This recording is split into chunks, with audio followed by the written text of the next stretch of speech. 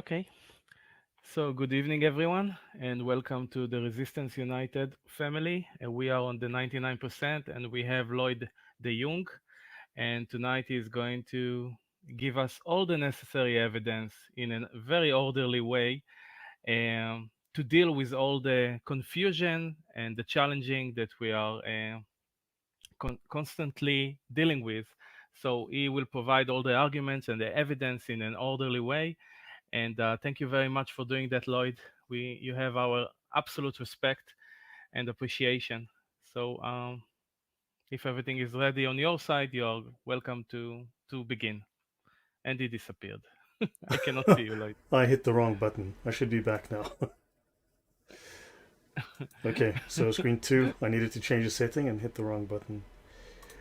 Okay, Yeah, but so I now I'm cannot see sharing my you. screen Ah, and I should be visible to all. So, good evening, we cannot everyone. see you, Lloyd. I My cannot see your beautiful face. my camera must Can be I get playing it. can I get a copy of this image afterwards, please? Okay, my camera is back on. It should be functioning. There, I see myself in the camera. Yeah, now we can see you. Okay, Thank you. So go ahead, please. so good evening, everyone. Well, good evening, everyone. Thank you for being here. Thank you for your time. As you know, for the last few weeks, for several weeks, I've been doing talks on Islam. I've been utilizing what is known as the books of fiqh. We would all typically know this as the books of the Islamic law, the Islamic sacred law known as the Sharia. I have provided at all times all of my links, my references, all my sources so that everyone could check them for themselves. So, yeah, what I would like for you to do is please download the sources that I've made available. I'm going to share this here.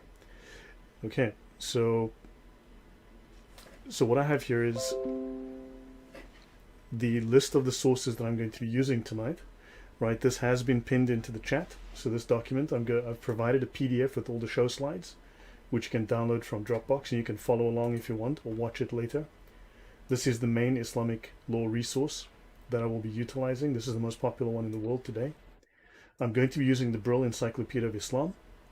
This is the index, volume 13. It acts like an index to the encyclopedia, but also has a dictionary, and I'm going to be using some other of these encyclopedia entries. And then I will be utilizing my OneNote link. This link has also been shared to everyone, and you will be able to follow along from here because I'll be utilizing one of my tabs here to go through the discussion from Islam's greatest scholar after Muhammad to go through the actual doctrine on lying. So briefly, I am Lloyd de Jong. I'm South African. I live in Poland. I spent nearly 11 years living in the Middle East. I spent more than half of that time working in national security. I worked to protect national borders, national critical infrastructure, people, and property from sabotage, malicious damage, as well as from attacks by groups like Al Qaeda, ISIS, and potentially the Iranian Revolutionary Guard Corps. So, well known as Quds Force, I believe. So I spent a lot of time assessing what could be done to protect Middle Eastern citizens and assets from attack. So I've traveled extensively throughout the Middle East. I've been to a number of places. I've had a wonderful time there. I did very well in terms of my career. So it should be noted that I do not hate Muslims, and this question has come up often, and I need to reiterate. This is not about hating Muslims. This is simply about discussing the facts of Islam. Unfortunately, when you discuss religion, people's identity is bound up with it, and unfortunately, people then feel slighted because you're discussing their ideology and their doctrine. However, there's a lot of confusion because Islam has a very detailed doctrine of deceit and lying. Just like Eskimos have, 20 or 30 or 50 words for snow, Islam has a number of words for lying and deception within its lexicon and within its doctrines. And we will be discussing some of that tonight. So my aim is not to offend people, but unfortunately, because it's controversial, there will be offense taken, and it's not that offense is sought to be given. Okay, so any questions before we begin? Any further comments before we begin, Harry?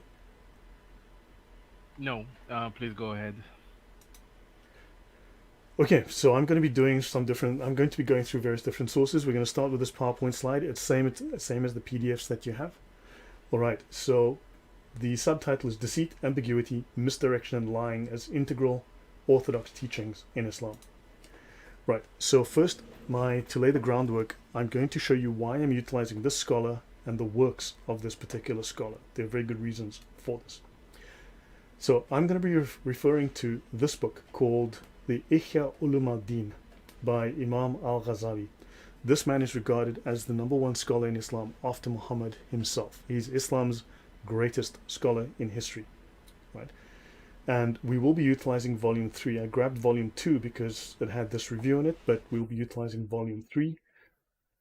It is available at archive.org. You can find volume 3. So we'll get to that as we go. So very briefly, The Revival of the Religious Sciences by Imam Ghazali can be described as a book that will never die. It contains a vital cognitive force that time cannot obliterate. As the Imam discusses Islamic rulings, beliefs, and character, blah, blah, blah, blah, blah, blah, what distinguishes this book from others is its strong spiritual influence on the reader. Strong spiritual influence, right? It is a comprehensive encyclopedia for all of a Muslim's religious affairs, including beliefs, acts of worship, dealings, and character, as well as for individual and societal welfare. Abu Hamid al-Ghazali is a towering figure in Islam. His enormous influence can be summarized as the one who teaches only to help man to live a life in accordance with the sacred law. This is very important because the sacred law has morality that is inverted from what we would consider Western and Christian moral dealings. And he says here that he will help you understand the deeper meaning of the sacred law, and he has helped generations towards this end until today. Right, let's continue. This is a Wikipedia entry, Revival of the Religious Sciences. It is a classic introduction to the pious Muslims, the religious Muslims' way to Allah. It spans 40 volumes and deals with the principles and practices of Islam, and interestingly, it also shows you how to attain the higher stages of Sufism. We've discussed this extensively in the past. I'm not going to do that right now unless there's a question later. But let's have a look at the influence of this book and this scholar. This particular scholar states, it is perhaps the most influential work on ethics in Islamic history. So in terms of its ethical influence, it is the most influential ethical work in Islamic history. It became the most frequently read Islamic book after the Quran and the Hadith. So you will find this comment made ad nauseum when you browse the internet. So it is the most frequently read Islamic book after Quran and Hadith. It brings Orthodox, Sunni theology and Sufi mysticism together. Okay, fine and well. And this book was well received by Islamic scholars. Nawawi states, were the books of Islam all to be lost, excepting only the Ihya, it would suffice to replace them all. So, high praise indeed from Imam Nawawi. Another review from Mecca Books. The Muqtasar is an abridgment of the Ihya Ulum al-Din. It is packed with boundless wisdom by the great 11th century scholar Imam Ghazali. It is probably the most influential work in Islam after the Quran and Hadith. The Ihya has been studied and taught all over the world.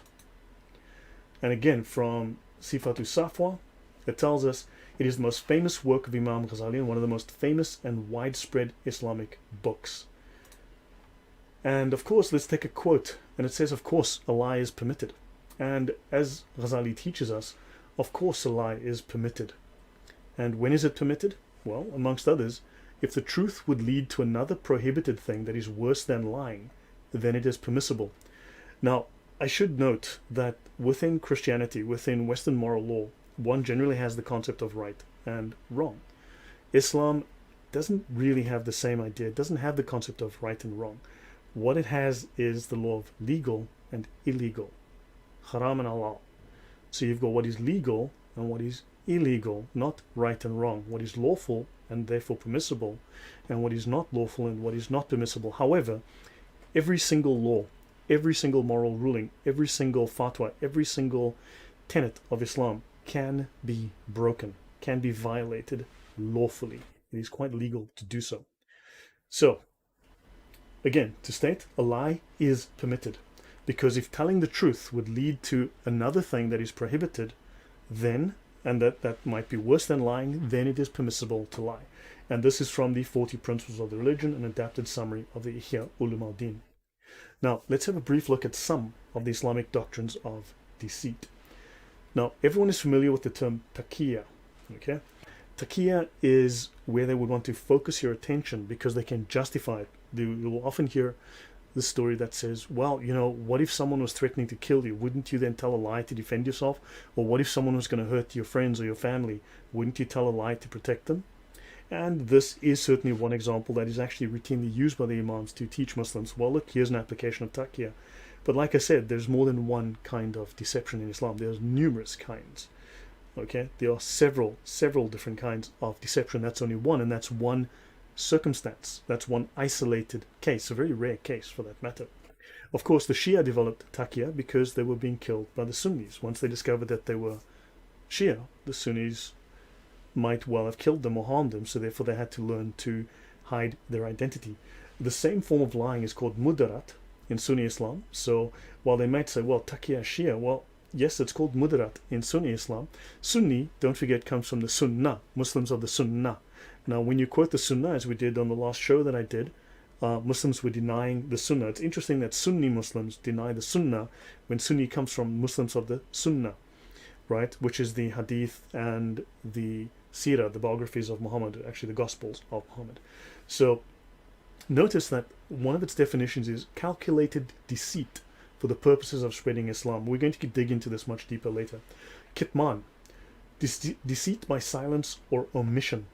And interestingly, within Judaic law, if you read the Talmud, there's the statement that a half-truth is a whole lie. Right? Oddly enough, the rabbis state that a half-truth is a whole lie, whereas Islam has an entire methodology for telling half-truths. So, lying by omission, an example would be when Muslim apologists quote only a fragment of the verse 532, that if anyone kills, it shall be as if he had killed all mankind, while neglecting to mention that the rest of the verse and the next mandate murder in undefined cases of corruption, technically meaning temptation away from Islam, and mischief, again, temptation away from Islam. Also, one should note that with 532, the next verse is about what we would call cruel and unusual punishment, which includes chopping off the hands and the feet from opposite sides, crucifixion, and so on. Now, also, the verse 532 states in the beginning very explicitly, it was ordained for the Jews. It was ordained for the people of Israel. So this is a law that Allah stated was specifically applied to the people of Israel. It comes from the Talmud Sanhedrin. Now, the next verse, 533, refers to the Muslims, and it says there that they need to, as I said, cruel and unusually punish people for violations, which includes trying to lead them away from Islam. Now, of course, Islam has an entire doctrine dedicated to taking people away from their religions, which is called dawah. Note also that the Quran says that 532 was stated by Allah. Quran 532 is taken, as I've shown in the past, in detail on this channel, on the show, from the Talmud. It's the words of rabbis. It is not the word of God directly. So the Quran unfortunately thinks that the words of the rabbis and the Talmud is the word of God, is the eternal word of God's own spoken words. So yeah, so much for the Quran. So tawriya, deceit by ambiguity, lying by omission, taysir, deceit through facilitation, not having to observe all the tenets of the Sharia. Now, back to this idea of tawriya, deceit by ambiguity. Someone comes to visit your mom and you're 10 years old and your mom doesn't want to see that person and she's hiding in the back. She's in the garden, in the kitchen, in the attic, whatever. She's hiding in the basement, whatever the case might be. And this person says, is your mom here? And you say, no, she's not.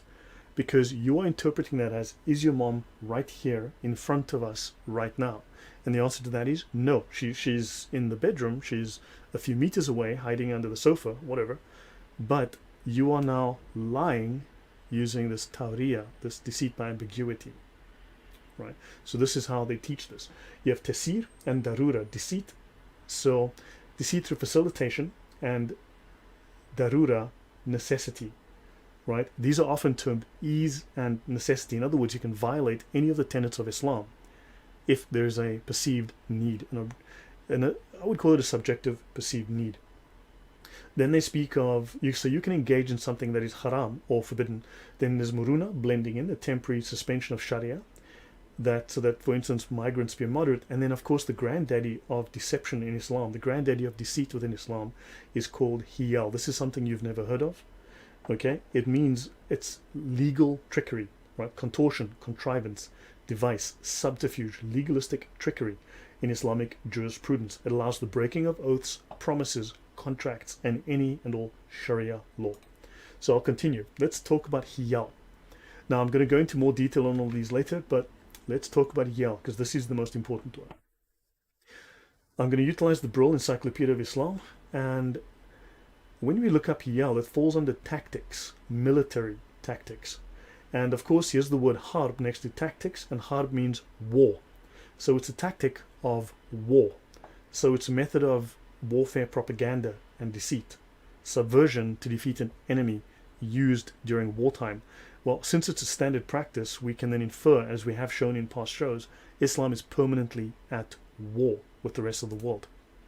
Now, in military science, the plural form of adab is a synonym of hiyal, stratagems in war. So hiyal, legalistic trickery, is also a stratagem in war, a method of defeating an enemy in war.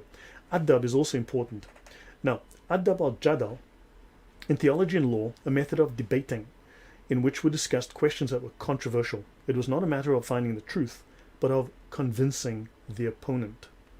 Now, very interesting. So Muslims always say, well, let's have debate. Oh, let's debate. Because they have a very specific methodology of utilizing debate, which utilizes rhetoric in a deceitful, sophist manner. So it is rhetoric applied in a manner that uses sophistry to win. The whole purpose is to win. We'll be discussing this. Let's look at the hiyal again within the Encyclopedia of Islam. They speak here of artifices, devices, expedients, stratagems, the means of evading a thing. Many of you may well have had discussions or potentially even debates with Muslims, and they will never answer the question. They'll evade, they'll deflect, they'll move to something else, because hiyal is the skill of evading something and moving to something else, right? These are tricks of beggars. And in law, hiyal is circumventions of the law. To circumvent the law is applied to as stating to break the law, to get around the law. So technically you are following the letter of the law, but you're breaking the spirit of the law, or you're just violating the law outright. These are legal devices, the use of legal means for extra-legal ends. Extra-legal means illegal ends, utilizing legal means to do illegal things. Now, these notes here, 123b, 3159b, and 3511a, these are references in volume 1 of the encyclopedia. This here will be 3510b. So this tells you where you can get more information on these concepts within the other copies of the Encyclopedia of Islam. Now notice in military science, with the synonym maqaid, and adab is a technical term for stratagems of war. Now adab is their method of debate, but it's also their stratagems of war. So again, it is warfare for them. It is considered, and all is fair in love and war. Now, I need to mention something called jihad bil lisan, jihad of the tongue, also known as jihad by the word or jihad al-kalam, which might also be spelled with K, jihad al-kalam. Let's have a look at a longer treatise within the encyclopedia. Adab al-jadal became the technical term for the method of debating, not only in theology, right, and in jurisprudence, in which we discussed questions that were controversial between schools of law, but also in matters of jurisprudence and theology with non-Muslims. So it became their standard. So it was no more a matter of finding the truth, but of convincing the opponent. Again, we have this knowledge that the whole point of their method of debate is to convince, not to find truth. It's designed to win. They use lovely euphemisms to say what they want to say.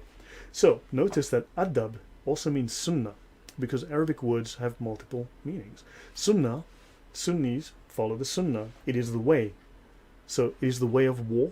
It is the way of Muhammad. It is the way that things are done. So this is the standard practice. Okay, you can look at Encyclopedia of Islam, volume 13 again for this. Now, let's have a look at Ilm al-Badi. Now, Lloyd? yes, I'll pause. I'm sorry for interrupting you. I just Sure. want to bring to your attention that your friend Adam is here. Adam, welcome. Hey, man, good to see you. Thanks for coming. Hi, brother. Thank you so very much. And so Thanks. nice to be here. You're early. Thanks very Welcome. much. Yeah. Okay. So, Adam, if you want to jump in, just raise your hand, and of course you can jump in. But yeah. So I'll leave it up to you. But He so let me doesn't have continue. to raise. He doesn't Oh, have to raise his hand. We unmuted him so he can just join in whenever he feels like. excellent. Thank you. So, Ilm al-Badi, right? Now, again, this is the Encyclopedia of Islam. It is the gold standard. It is the most respected and authoritative of the academic encyclopedias that tries to explain the history, the etymology, the knowledge, the geography, etc. of all things Islam. It is an incredibly important resource, a huge, monumental resource spanning over a century of work. So the Ilm al-Badi, it's the branch of rhetorical science which deals with the beautification of literary style, with the artifices, and this word's important, artifices of the ornamentation and embellishments of speech. Right. So we will continue. We will come back to all of these and we'll tie this up neatly. So let's talk about the sunnah of war.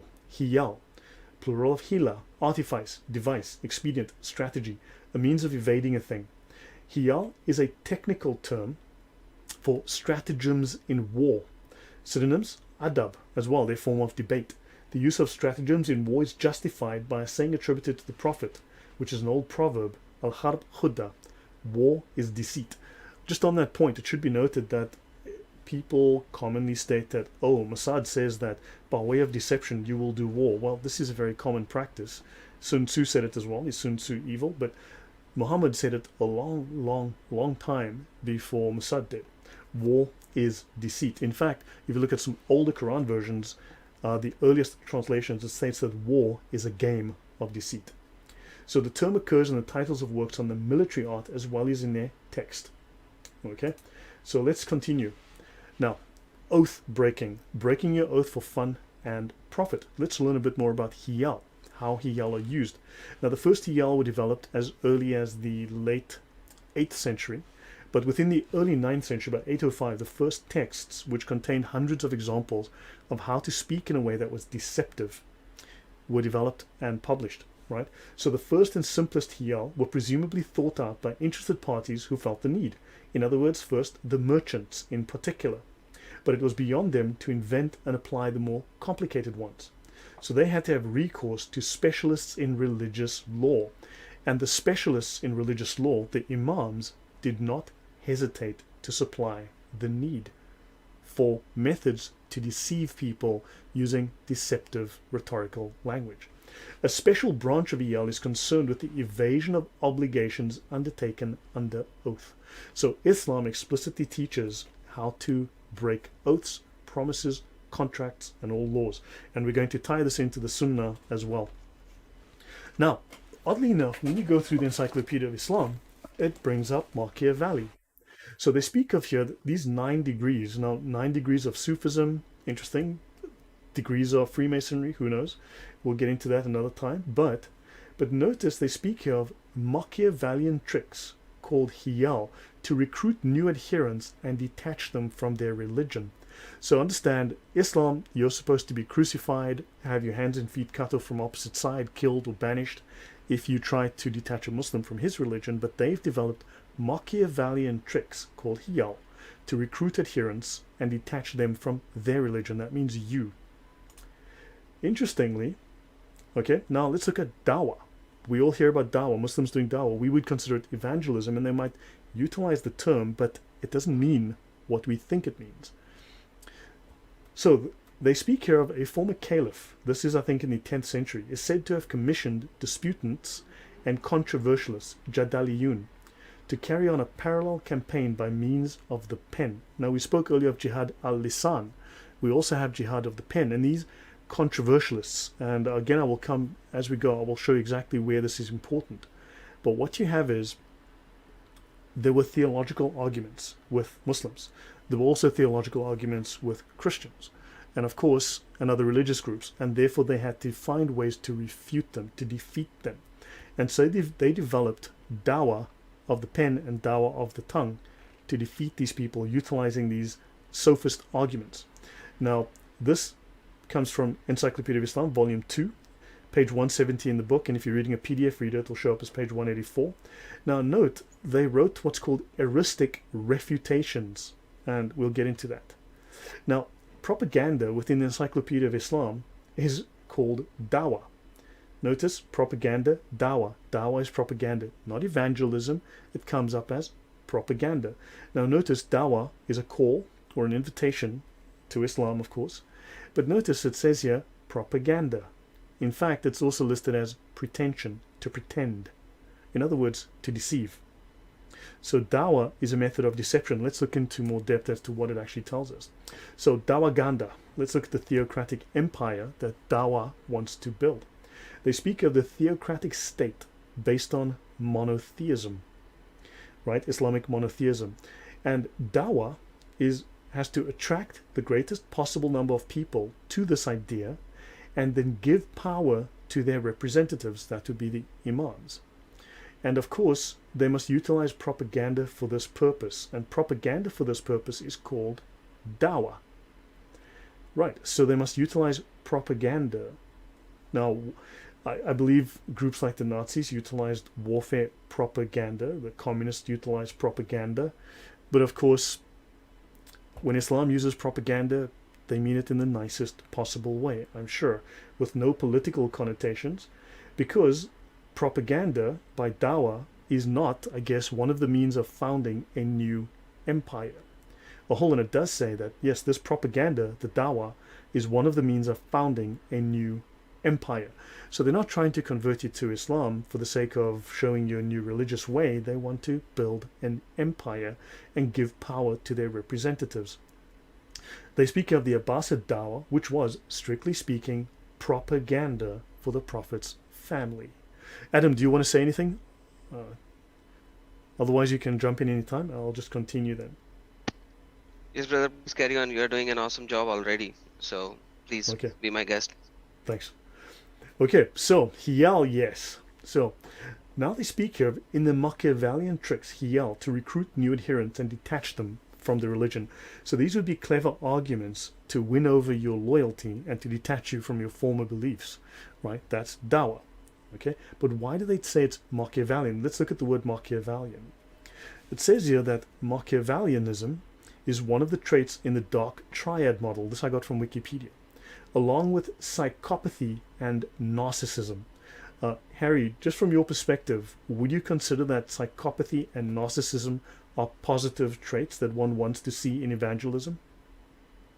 No, absolutely not. And Machiavelli also responsible for writing, for example, The Prince and other books, and he is demonstrating there his very heavy hand on how to control people and all this insanity we are dealing with even today. So right. So he wrote that to teach people how to manipulate others and gain power and control over them. Would that be correct? yes, sir. So, in other words, it is a political text, right? So Machiavellianism is used for political means. It is deception and control utilized for political means. Dawah is thus deception and control utilized for political means, as we saw, to build an Islamic empire, right? Empires are political. So in the field of personality psychology, Machiavellianism is a personality trait centered on manipulativeness, callousness, and, interestingly, an indifference to morality. So one would think that a religion would not be indifferent to morality, but according to these associations that I'm coming up with here and with the evidence presented from within the Encyclopedia of Islam, it states that yes, it is indifferent to morality. Now, I want to bring up, this is a very short video. It is 60 seconds long, and it's going to talk about how dawah is utilized to deceive in terms of getting people to follow Islam. Now, before I continue, I'm going to bring this up. I'm going to show you a few things. So first of all, if you click on the PDF link, which I've provided, you will come up with this here, as I have shown you. You will come up with all of these slides in a PDF format, so you can follow along and you can download everything and utilize everything later at your leisure. Okay. Then also, I'm going to be using a couple of links from the tafsir. This is my channel, but I'm now going to play this video for you so that you guys can see This is from memory.org, right? This is quoted by, rather, this is on a different channel, but it originally comes from memory. And let's see, once upon a time, there was a Muslim and his Jewish neighbor. And this is only 60 seconds long. We're going to play this now.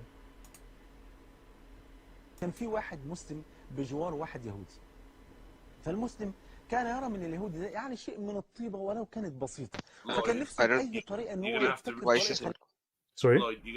Lloyd, you're gonna have to reshare your screen and click the little box that says share audio as well. Share audio. Okay, fine. Let me do that then. My apologies. But remember to change it back afterwards, otherwise we'll be hearing you twice. Okay, let me stop sharing. Share system audio. Okay, I'm going to do that now.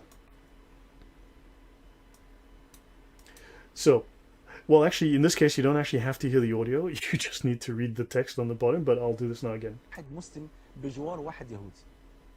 فالمسلم كان يرى من اليهودي ده يعني شيء من الطيبة ولو كانت بسيطة. فكان نفسه بأي طريقة ان هو يبتكر طريقة يخليه يسلم بيها. فراح كلمه وقال له يا فلان يعني أليس لك حاجة في الإسلام؟ أنت ما نفسكش تسلم؟ قال والله ما يمنعني من الإسلام إلا أني أحب شرب الخمر. أنا فعلا نفسي أسلم من زمان، بس أنا الحاجة الوحيدة اللي منعاني إن أنا مدمن خمر. فالمسلم ابتكر له طريقة، قال له خلاص أسلم واشرب الخمر براحتك. طبعا المسلم مش قصده كده طبعا، فقال له أسلم واشرب الخمر. قال له خلاص ماشي. فاليهودي قال أشهد أن لا إله إلا الله وأن محمدا رسول الله صلى الله عليه وسلم. فقال له المسلم الآن أصبحت مسلما، فإن شربت الخمر طبقنا عليك حد الخمر، وإن ارتدت عن دين الله قتلناك. فثبت الرجل على دينه ولم يشرب الخمر أبدا بعد ذلك. ودي كانت حيلة جميلة من هذا المسلم. And there you go. Let me just pause my screen again, stop sharing, and then I will... Couldn't hear it anyway, Lloyd. You're all right, buddy. Okay, that's fine. Okay, so I trust you were able to read the text. Oh, yes. Right. So there you could see that they were finding it amusing how they deceived someone utilizing dawah. They lied to a Jewish man that he could drink alcohol after his conversion, and then when he converted by saying the Shahada, of course, suddenly they told him, well, if you leave Islam, we will kill you, and you cannot drink Islam, or you cannot drink in Islam, you're no longer allowed to touch alcohol, or we will punish you according to the Sharia law. So this is an example of an imam on television gloating over how they deceived someone. This is not ethical, this is not moral, and this tells us that there is no, at least it doesn't follow Western moral standards, and there is no attachment to what we would consider moral behavior. Is that clear? Any questions? Harry, your thoughts on that? I can't ignore his very beautiful and nice smile. I think that's all I care about in this video. I see no problem here. Okay. كان في واحد. Understood. Your sarcasm better, Harry. Yeah, I may add a few things over here because now I think it's the right time. Islam talks about jihad. The jihad, the meaning of jihad is struggle. Okay, so most of the people actually think that jihad just means fighting, but jihad means struggle. And Muhammad describes in multiple sunnah that there are three types of jihad. Jihad bil lisan, which means the jihad of the tongue. Jihad bil yaday or bil lisan, depending on which hadith you will see. Bil shamshir is like the sword or the hand. And jihad bin nafs, the struggle of your inner self or spirit. So when you are giving dawah, you are actually doing a jihad bil lisan to the people, with the people. And Muhammad said the war is deceit. You can just search on Google and you will get multiple links from Islam Web and etc., which will show you multiple ahadiths on this, that jihad is a deceit. And it says in Sahih Bukhari 3029 and Sahih Muslim 58 as well, that jihad is deceit. And in deceit, every kind of betrayal is acceptable. If I may be able to share my screen, I think. Adam, Adam, maybe you can say a few words about your background, if you're okay with that. Yeah, sure. I'm a ex-Muslim, Sunni ex-Muslim. Uh, I come from a Sayyid family, which means that our lineage can be traced back according to the Shajra and Nasb of ours, to the lineage of Muhammad. I have been a very devout Muslim for almost 40 years of my life. Then I became an agnostic, and now I am a follower of Christ. Praise Lord for that. I am a follower of Christ for almost 2.5 years.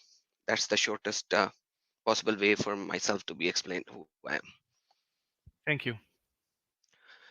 So yeah, this is the IslamQA.info fatwa number 10138. It says, yet despite this commandment of betrayal, Islam allows deception in war in order to attain victory. Al-Nawawi said, the scholars agreed that it is permissible to deceive the kuffar in war in any way possible. In any way possible. What's the kuffar? The Kuffar are non-Muslim, the people who are non-Muslims, who do kufr. that's you. Kufr simply comes in, yeah, Thank all of you. Yeah, kufr simply comes into play when you say that the one who has denied Allah and His Messenger. The simplest answer is the one who denies Allah and Messenger. He's a kafir, and the kafir comes from kufr. Kuffar is the plural of kafir. Okay, except if that would mean breaking the terms of treaty or trust, in which case it is not permissible. Once again, we will see that it is also permissible in those kind of things. So then it goes into giving you multiple hadiths where multiple times Muhammad had during his time as well, and later on rejected or deceived the people. So that's that's the reality, guys. It's that's how it is, brother. And I don't even know Wow. how to unshare my screen. How do I unshare my screen? Can somebody guide me on that? Click the This is my share first screen time on button again. Telegram.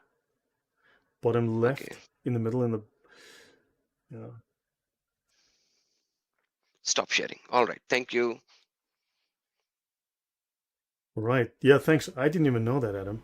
That was news to me as well. That quote was new to me. Wow. Yeah. So I understand that there were numerous references, and so Adam knows much more about the Sunnah than I do.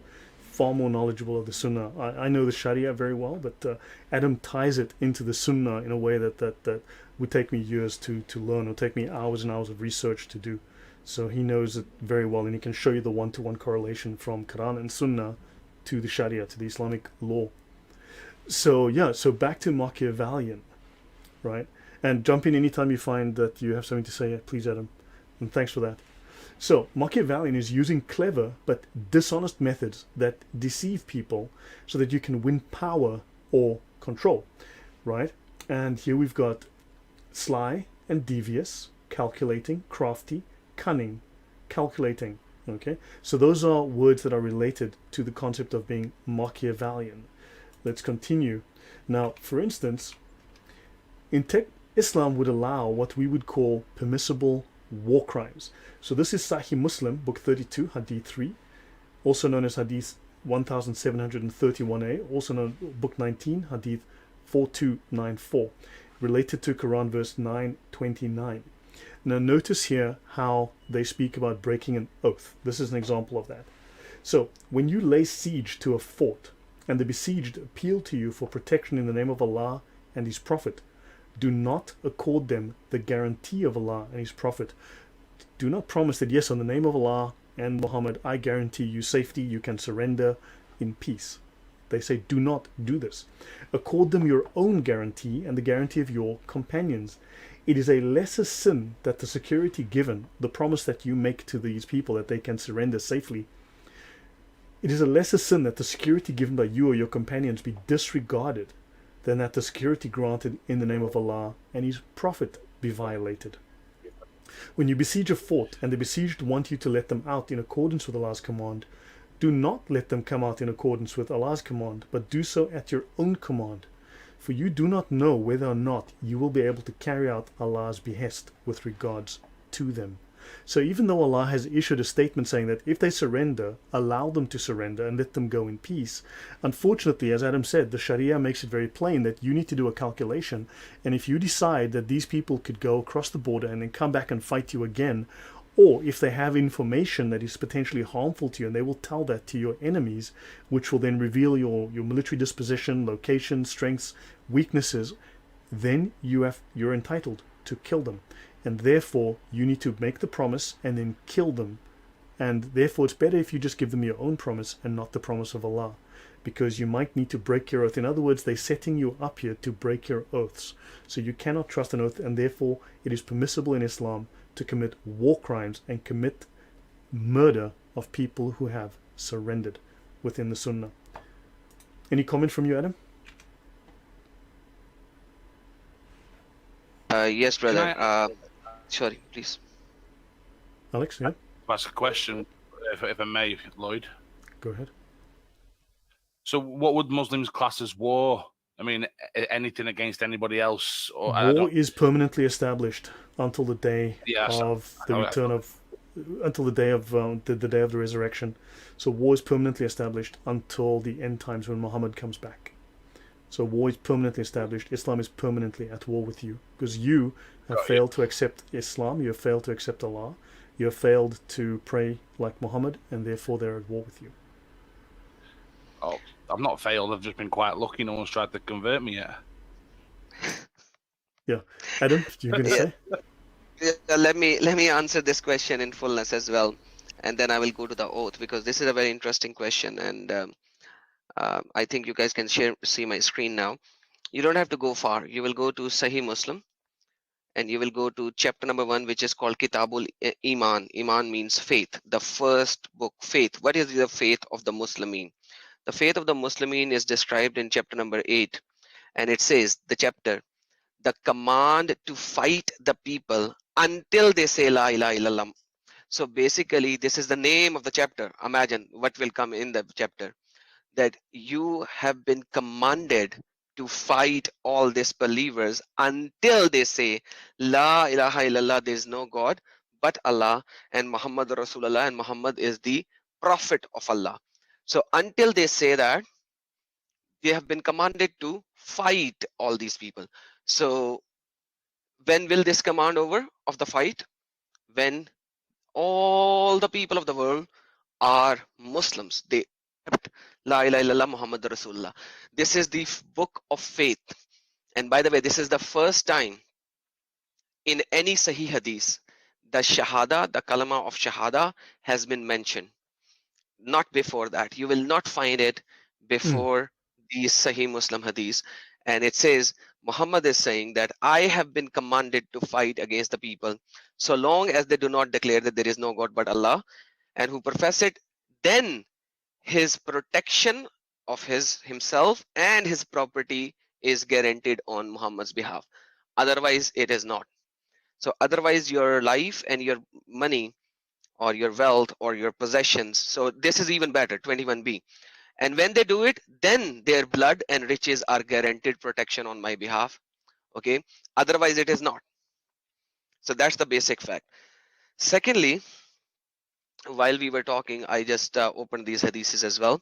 This is the hadiths of Sahih Muslim again. It talks about the oaths. You can simply break the oath, full stop. Muhammad said that it is narrated, Sunan Ibn Majah 2108, and this is very daif hadith, as always. You know, we can't show Sahih hadiths because they will say that nothing is Sahih. But anyhow, it says that whoever swears an oath means who swears by Allah, you know, swears an oath, then sees that something else is better than it, then let him do which is better and offer expiration of what he swore about. So swearing in Islam is a piece of cake. You swear an oath and then you see something better, you go do that. A couple of examples that I'm... Sorry? Not much of a promise, is it, if you can just break it after you've said it? Correct. Exactly. And then this is Sahih Bukhari, and it gives you a particular narration of what happened, that Muhammad himself swore an oath, broke an oath. So a person went to Prophet, Okay, and then Prophet said that then we stayed as long as Allah wished, and Prophet said by Allah. So he swore by Allah. So he swore like by God, by his God. He swore, I will not provide you with mounts, and I haven't got anything to mount you on. Okay, Muhammad said, I will not provide you with mounts. Okay, he swore by Allah. Then what he did was later uh, stayed with Allah Messenger, and then there were very nice looking she camel were brought to him, and he made us ride them. When we left, we or some of us said, by Allah, we will not be blessed, as we came to the Prophet asking him for mounts, and he swore that he would not give us any mount, but then he did give us the mounts. So let us go back to the Prophet and remind him of his oath. When we returned to him and reminded him of the fact, he said, I did not give you mounts, but it was Allah who gave you. By Allah, Allah willing, if I ever take an oath to do something and then I find something else than the first one, I will make expiration of my oath and do the thing which is better. So, Prophet of Islam swore by Allah and then he broke his swear, and then the people came and telling him, hey Muhammad, what did you do? You broke an oath. He's like, doesn't matter. I find something better. Allah made me break the oath, so be it. Bye bye. We see it in Sahih Muslim 1650. A person sat late in the night with the Allah apostle and then came to his family and found his children had gone to sleep. His wife brought him food, but he took an oath that he would not eat because of his children going to sleep without food, whatever. Without my children, I will not eat. That's what he swore. He then gave precedence of breaking his vow and ate the food. He then came to Allah Messenger and made mention to him, whereupon Allah Messenger said, he who took an oath and later found something better than what should do and expirate of the breaking of his oath. So you can break, you can take an oath, you find something better, go break it. This is not just hadiths, it's Quran. Quran says in Surah Al-Ma'idah, chapter number 5, verse number 89, Allah will not call you to account for your thoughtless oaths. What are thoughtless oaths? You need to realize this fact. What oath is a thoughtless oath, or what oath is not a very significant oath? Right? Oaths, by So definition, basically, are critically important. yeah, the billahi, like anything which is uttered out of your mouth suddenly as an oath, Allah will not take you accountable for that, because this says thoughtless. Let's just see some other translations, because you know, it's this is very, very important, because you can just say an oath and then you just forget about it, you know. Let's see. And talk in vocabulary of your oath, like suddenly if you take an oath, okay, idle talk oath, right? What is not countable from among your oath, like whatever, like unintentional in your oath. Billagwi, like suddenly you just said something, you know, that you speak unintentionally as an oath. So basic in reality, if you look at the situation, Allah in Quran, and then you go into the tafsir and you will see so many unintentional oaths and all. So especially when the war is deceit. Now war is already deceit, as I have shown you. In the war, if a person takes an oath, do you think it will be accounted by Allah and Muhammad? No, No. because war by default is deceit. And then even if you are not in a war, you are talking to your wife, you're talking to your children, you're talking to some other guy, and it's not a very big oath, you know. I will not give you saddle to sit. I will not give you this, but did give you. So in war, you can just simply break it. In a normal situation, you can still break it. So which situations are there when you cannot break it? It There are no differs situations in from all muhaddis to situations. muhaddis. Yeah, it differs from muhaddis to muhaddis. Some muhaddis will say something else, some muhaddis will say Yeah, but something the else. So hadith, remember, the eventually, hadith are not the final. Hadith are not final. What's final is the Sharia, and that's where it's final. And the exactly. Sharia states you can break anything at any time for any reason. So Thank you so very much, brother. There no, you go. thank you. That was interesting. I didn't know some of what you showed me there as well. So yeah, I'll Uh, continue, and we'll come back to show how these hadiths became the Islamic law, which became the ijma, which became the Lloyd, yes. Yeah, I just want to bring to your attention that we have one question. I don't know if you like to take it now or not. Well, let's have a listen. If it's not relevant, then we'll take it we'll return to it at the end if it's relevant now. So let's give them a chance. Of course. So you decide. Yeah. Um, Magic After Dark. Dark, please go ahead. Yeah, good evening. Good evening. Pleasure to have you guys here. Evening. You may come back to this at the end because I may be wrong, and I apologize if I am wrong. But I grew up and live in an area that is very high populated Muslim. What, so a what lot is of your people question, are please? Muslim. Yeah. So when I learned that a Muslim woman can only marry a Muslim man, and a Muslim man can marry any woman as long as he has permission from his wife, and he can marry multiple wives as long as he has permission from his first wife. So I was wondering, are there any oaths involved in marriage, in a Muslim marriage? Yes, we will Are cover any- one or two of those, and yes, there are. But a man is allowed to lie to his wife. It's legal. A man is allowed to lie to his wife, and in fact, the wife technically can lie to her husband as well. We'll get into that. I will show one or two examples as we go through this. I will certainly show you that. Thank you. Appreciate that. And Okay. All right. just to So add to that point, you are not you are not supposed to ask permission from your wife to marry another wife, because that's the command of Allah. It says in Surah Al-Baqarah, and marry 2 or 3 or 4. Allah starts with 2, and then he says that if you are not sound enough to marry, then have 1.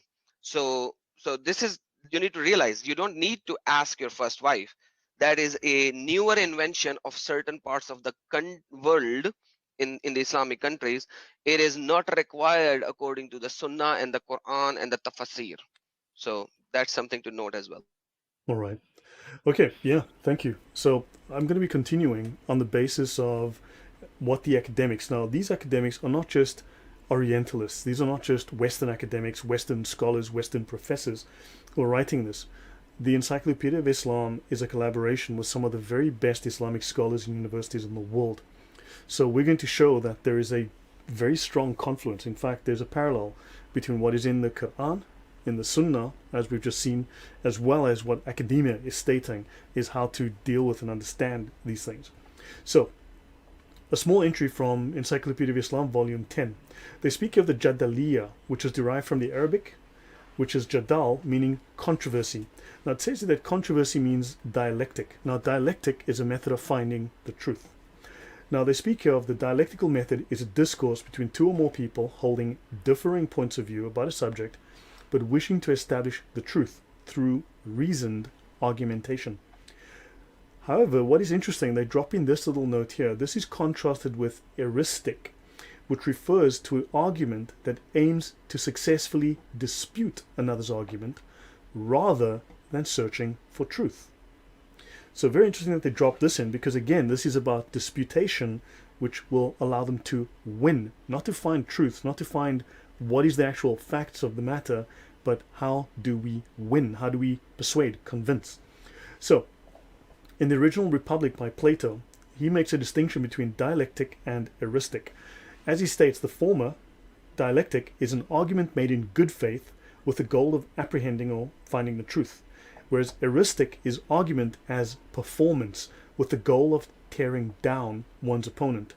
Now, Harry, remember the discussion that we had with Zubaydah al-Arabiya and this other strange guy, what was his name? Hans Gruber. Do you think they were looking at dialectic or eristic? Was that performance looking to tear me down? Yes, the latter. Right. So understand that Islam clearly falls on the side of this performance, this emotional performance designed to win. So let's have a look further at eristic versus dialectic. Plato said the eristic style did not constitute a method of argument.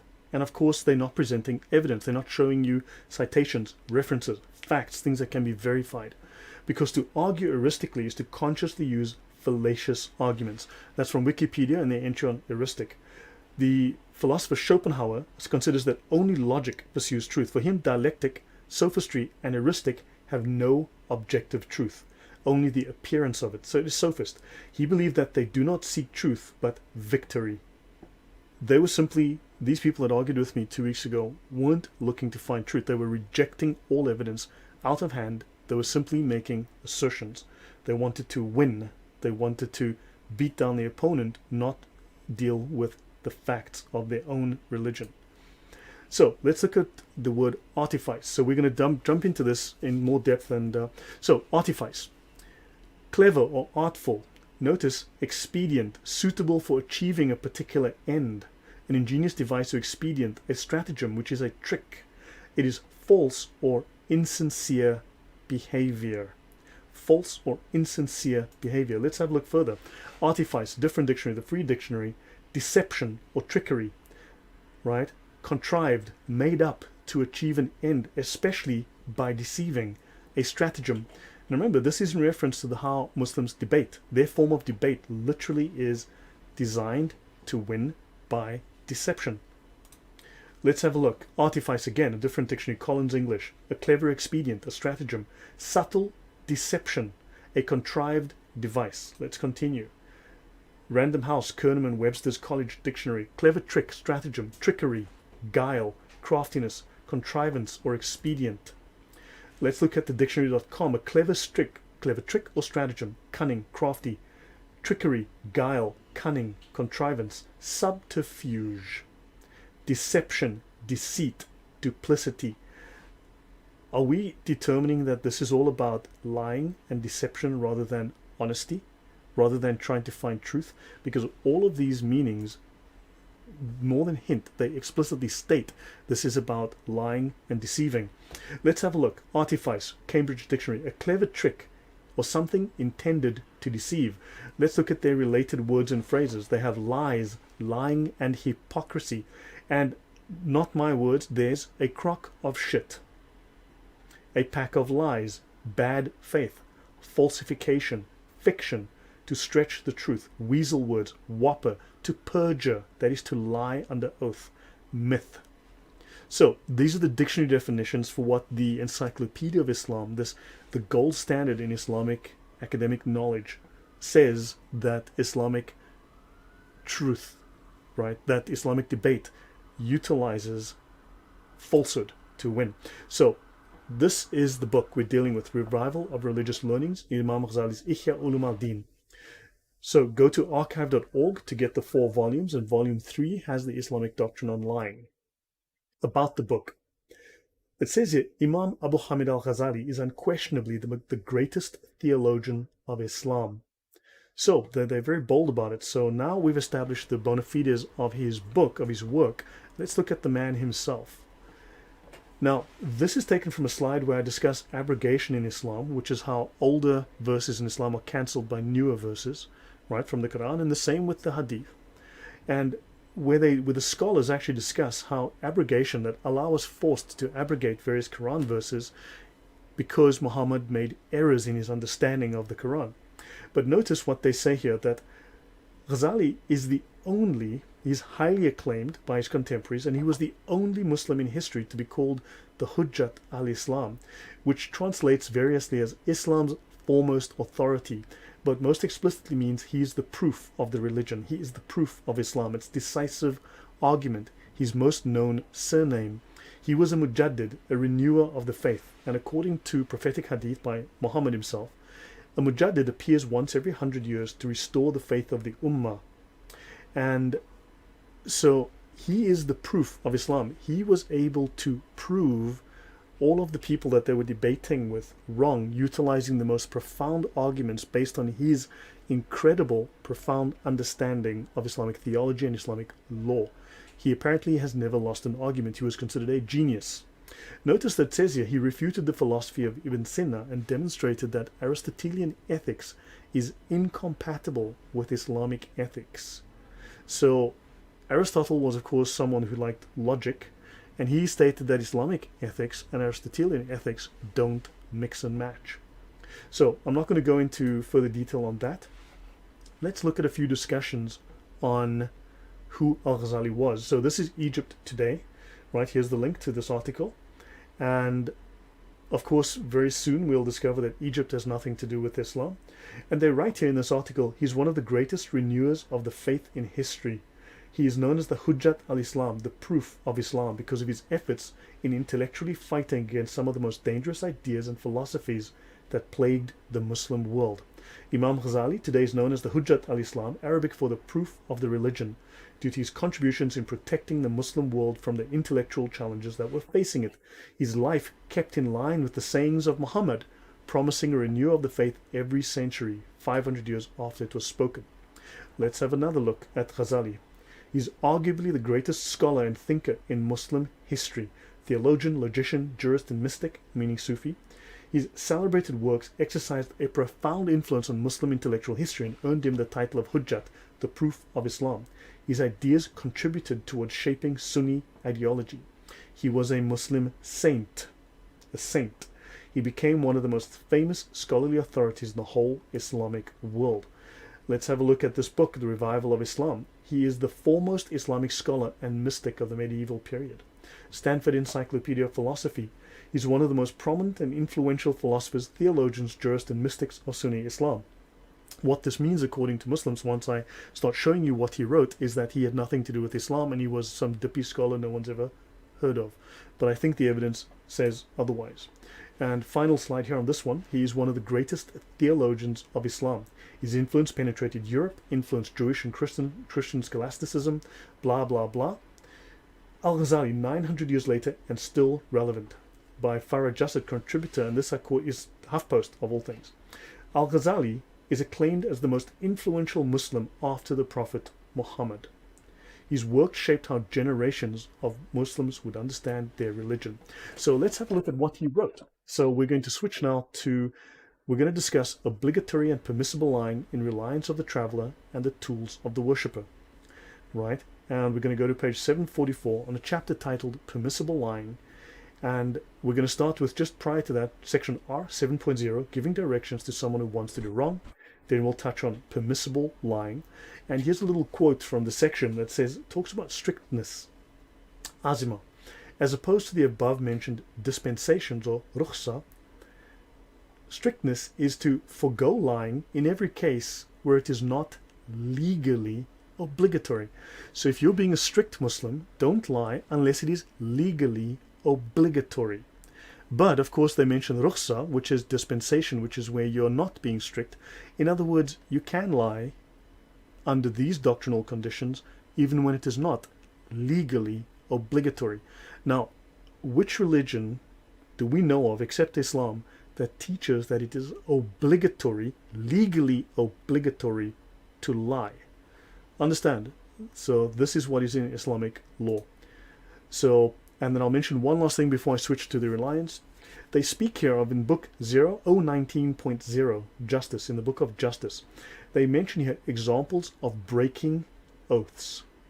If one swears, I will not eat this wheat, but then you make it into flour or bread and then you eat it, you haven't broken your oath. You've still eaten the wheat, but you see, you didn't eat it as wheat.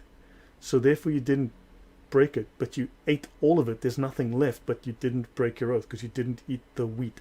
That is semantics. That is dishonesty. Let's look at 019.5. When a person's swearing an oath, and this is the Islamic law, the Islamic sacred law, when a person swearing an oath about something in the future, affirming or denying that it will occur, includes the expression inshallah, if Allah wills, and this is a very popular saying, inshallah, before finishing the oath is not broken in any event if he intends to provide for exceptions. So in other words, there is not a single thing that a Muslim cannot break. There is no oath, there is no law, there is no promise, there is no contract, there is no agreement. If he says inshallah, he can then, if he intends to provide for exceptions, meaning that he's stating, well, look, maybe I won't be able to keep my promise, if I break it, it's all good because I said inshallah. Any comments or questions before I go on? Yeah, just to let people know what inshallah means. Inshallah simply means if Allah wills. So in reality, what he is saying, and most of the people who doesn't know Arabic would not know that he's making an oath saying, I will give you $1,000 next week.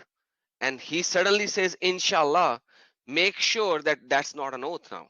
Because he said, if Allah wills. And then, oh, I was not able to give you because Allah did not will it for me to give it. That's why you would see so many Muslims around you saying inshallah in almost every sentence of theirs. What does the Because word? then So what does the word wallah mean then? Because I've had someone say wallah, that. wallahi Say that. means by Allah. It means by Allah, like it's like an oath. By So Allah, it's still an wallahi. oath, right? Okay. So you are saying wallahi, I will going to slap you on your face.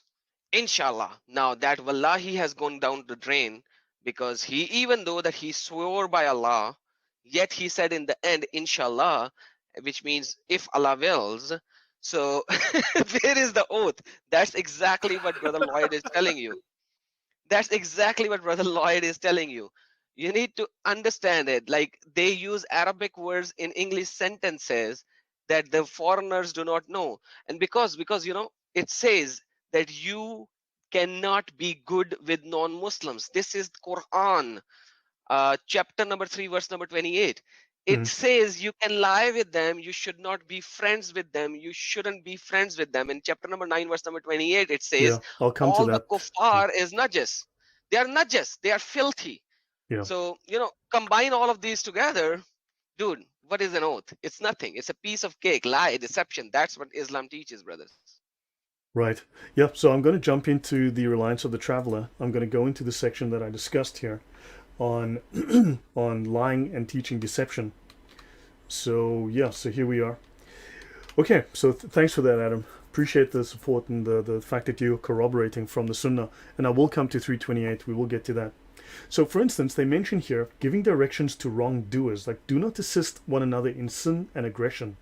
And they say do not do wrong. So what is doing wrong? Well, giving directions to wrongdoers includes showing the way to policemen when they are going to commit injustice and corruption. For instance, Molenbeek. This is where the Bataclan massacre in Paris. Think about that. These people hid in Molenbeek for 3 months, right? And no one said where they were because showing the way to policemen and tyrants, right? Because they were going to commit injustice, because these men weren't committing terrorism, they were doing jihad in the name of Allah, which is righteous. And it would be corruption for Muslims to inform them on where these people are. Also, Muslims cannot teach you the sacred law. They cannot teach you the Sharia, because it says teaching questions of sacred law to those learning it in bad faith. Right now, you are learning it in bad faith. I am teaching it in bad faith, because we do not want the knowledge to apply it in our lives to become Muslims. We want to use it for an unworthy purpose, which would be to criticize Islam. Remember, it is lawful and it is compulsory for a Muslim to find Islam to be perfect. A Muslim who says that Muhammad is less than perfect is liable for the death penalty. I've covered that in the past. And of course, if you find Islam to be less than perfect, at the very minimum, you should be caned or whipped, possibly dying in the process. Now, notice, you cannot permit or authorize a person to do something that entails disobedience. And acceptance of disobedience is itself disobedience. I am doing something that entails disobedience to Islam, because the Sharia applies not only to Muslims, it applies to non-Muslims equally. It must be applied to them.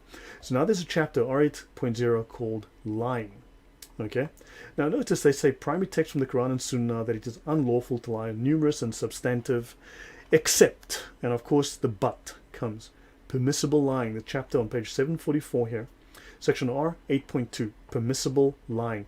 The Prophet said, he who settles disagreements between people to bring about good, this is the Islamic definition of good, not your definition of good, or says something commendable is not a liar. So a Muslim who tries to settle a disagreement.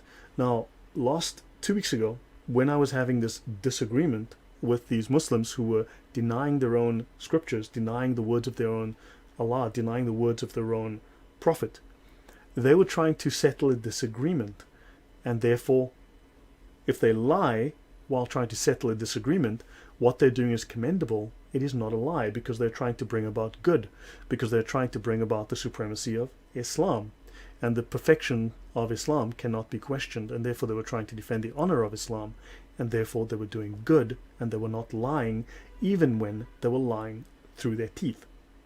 So this much is related by Bukhari and Muslim, okay, the two most sound, two most authoritative and respected hadith collections. Okay, and of course, Ibn Kulthum added, I did not hear him permit untruth. So Muhammad did not permit lies except for three things: war, settling disagreements, and a man lying to his wife or she lying to him, in smoothing over differences. So we are permanently at war with Islam. I've covered this in the past in depth in previous shows. I've discussed Islam being at war, so I don't want to go over that again unless it's critically necessary.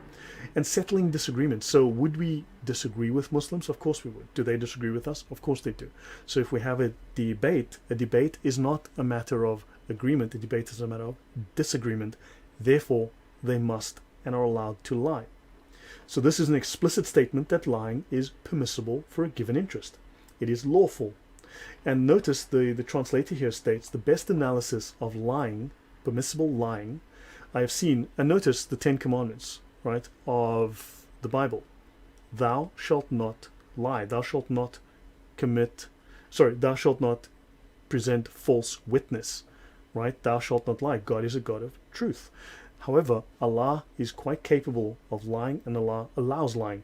So it says here, Ghazali, he mentions the best analysis I have seen is by Imam Abu Hamid al-Ghazali, whom we've just discussed.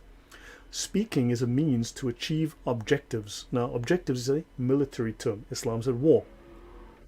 It says here, when it is possible to achieve a permissible aim, a praiseworthy aim, by lying, but not by telling the truth, it is permissible to lie if attaining the goal is permissible.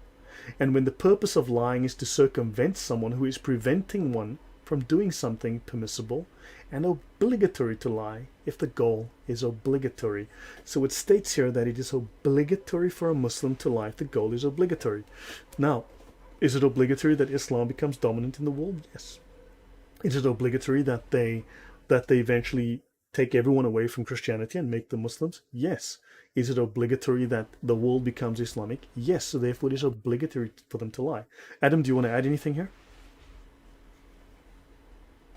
Brother, then it makes everything that they say to anybody who is not a Muslim Suspect. a lie. And by the way, just to add to this, Sahih Bukhari 2692, it says, he who makes peace between the people, bainan nas, it says bainan nas, any people, now he includes Muslims as well, okay, by inventing good information or saying good things, is not a liar.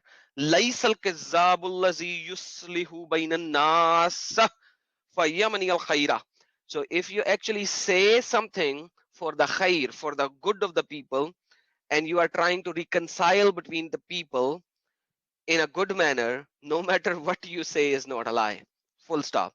So Muslims can lie to Muslims. Muslims can definitely lie to non-Muslims for sure, because they are always in war with them. And that's the reality of Islamic lie, brothers and sisters. Right, no, thank you. Yeah, so that's for settling a disagreement, for making peace, for smoothing over differences. They're allowed to lie. In fact, they're required. Notice it states here, it is not unlawful to lie when any of these aims can only be attained through lying. It is religiously, though, they do say, more precautionary to employ words that give a misleading impression. Harry, well, what is a misleading impression? Would that be a deception or a subterfuge or a lie? Yes, I actually would like to ask a question, if I may. Sure. It's for Adam. In your 40 years as a Muslim, did you actually practice lying as part of your religion? Brother, I've been giving dawah. I have been living inside the mosques for extended amount of days and going to house. What do you think? I hope I answered the question. Yeah. Unfortunately, yes. Yeah, let's go on. So remember, this is the most popular Islamic law manual in the world. Okay, it's not the most detailed, but it is the most popular compendium. It's a single volume compendium. It's a little bit of everything. And we're going to go into the book that it is drawing from. We're going to read from that itself. Okay? Now, notice it continues. The outward meaning of the words deceives the hearer. That's what they mean by employ words that give a misleading impression. The outward meaning deceives the hearer. Okay? So understand, you can give words that deceives the hearer. And they don't state if the hearer is a Muslim or a non-Muslim, just deceives the hearer. That's all they refer to. So one should compare the bad consequences entailed by lying to those entailed by telling the truth. And if the consequences of telling the truth are more damaging, you are entitled to lie. Now, this book is sold to millions. It is 900, 800, 900 years old. It's become the most popular Islamic law manual in the world. And understand, we are quoting Ghazali in the most popular book in Islam, the most popular spiritual book in Islam after the Quran and Hadith themselves. So this is the most popular Islamic spiritual book written after the Quran itself. And it is telling you explicitly to lie, how to lie, and when to lie, and that there's no prohibition on lying, because in theory there is, in practice no. They mention your strictness. Forgo lying in every case where it is not legally obligatory. And this tells us there are cases where it is legally obligatory to lie. You are required to lie. So I'm going to finish up with just the last few points here. They have a section, R10, giving a misleading impression. They actually speak about how to give. They teach you how to give a misleading impression. They tell you it is a kind of deception. So your words deceive. Okay, for instance, is so-and-so here? To which the householder, intending the space between himself and the questioner rather than the space inside the house, replies, he is not here. So they teach you how to lie. Scholars say that there's no harm in giving a misleading impression if required by an interest countenanced by sacred law. So in other words, Islamic sacred law, the Sharia, teaches lying, obligates lying. That is more important than not misleading the person addressed. So you have to ask yourself, do I need to lie right now? Oh yeah, probably do. Or maybe I should lie just to be on the safe side. Because telling the truth might lead to trouble, so let's lie just to be safe. Or if there's a pressing need which would not otherwise be fulfilled except through lying. So in other words, when in doubt, lie. I'm going to jump ahead a little bit. Okay, so I can finish this and then we'll go to the actual Ihya Ulum al-Din itself. So we've spoken about that. Okay, then I'll go here. Okay, so that is done. So I finished that. Any comments or questions, Adam, before I move on to the Ihya Ulum al-Din itself? No, brother, carry on. God bless you. And yes, I do not think of any reason where you cannot lie in Islam, especially with the non-Muslims. And when you go into, I think if you go into the classes where they teach you how to go and give dawah, as the previous questions was asked, they actually give you the hadiths of Sahih Muslim, Sahih Bukhari, to show that if required, you can lie to bring them to mosque to begin with. Okay, you can offer prayer in the house to begin with, right? But Muhammad said, even if you're a blind man and you can't go to the mosque, you have to have a rope from your house to your mosque so that you will use the rope to reach to your mosque 5 times a day. But then again, when you go to their houses and try to make them to say at least offer prayer, come to the mosque whenever you can, they'll just whenever you can, if Allah wills, and they'll add these kind of things. So it's a religion based on lies, guys, quite frankly. And they lie because they want to exalt Allah and Muhammad and bring the people to Islam. And that's the reality. Right. Sadly. So yeah, I'll continue with this and I'll get to the Ihya now. So let's have a look at Sahih Bukhari. Right. Adam's already mentioned this. If you take an oath and later on you find something that is better, expiate your oath and do what is better. So break your oath, say you're sorry to Allah, and then do what is better.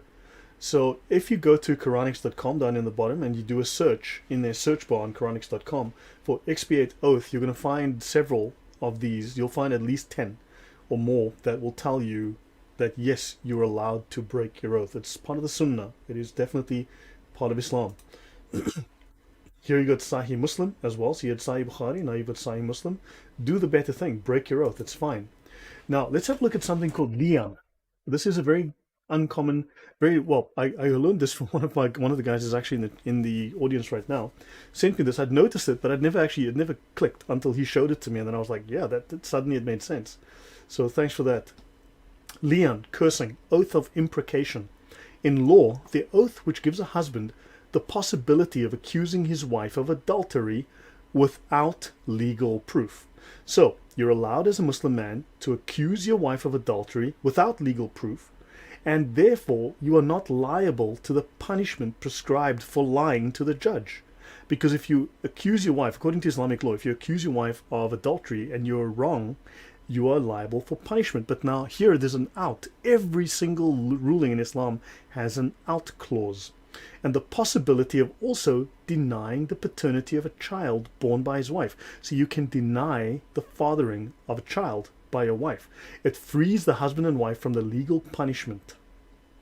Fantastic. Now notice this is in the Encyclopedia of Islam. You look in the Encyclopedia, volume 13. And so let's see if this has a precedent within the Sunnah itself. And it says here, a man accused his wife of committing illegal sexual intercourse. The Prophet made them both take the oath of lian, and he separated them by divorce. So in other words, there was no such illegal sexual intercourse. It was just, how do I get out of this marriage? I'll accuse her of divorce. Okay, and she, whatever, they go along, and Bob's your uncle. Done. Sahih Bukhari, volume 7, book 63, hadith 226. Let's look at a second example. So now we're looking at, the Prophet made a man and his wife carry out lian, and the husband repudiated her child. And it says there, possibility of denying the paternity of a child. So the Prophet got them separated by divorce and decided that the child belonged to the mother only. In today we would call this a deadbeat dad. Besides the fact that what is stated here within the Encyclopedia of Islam is borne out precisely by the Sunnah itself. Okay, and I've got to mention here, the lian occurs in the Quran, in Quran chapter 24, verses 6 to 9. And of course, you've got in Quran 328, Tafsir Ibn Kathir. I will go to that now, Tafsir Ibn Kathir, just to mention that, because Adam mentioned it earlier.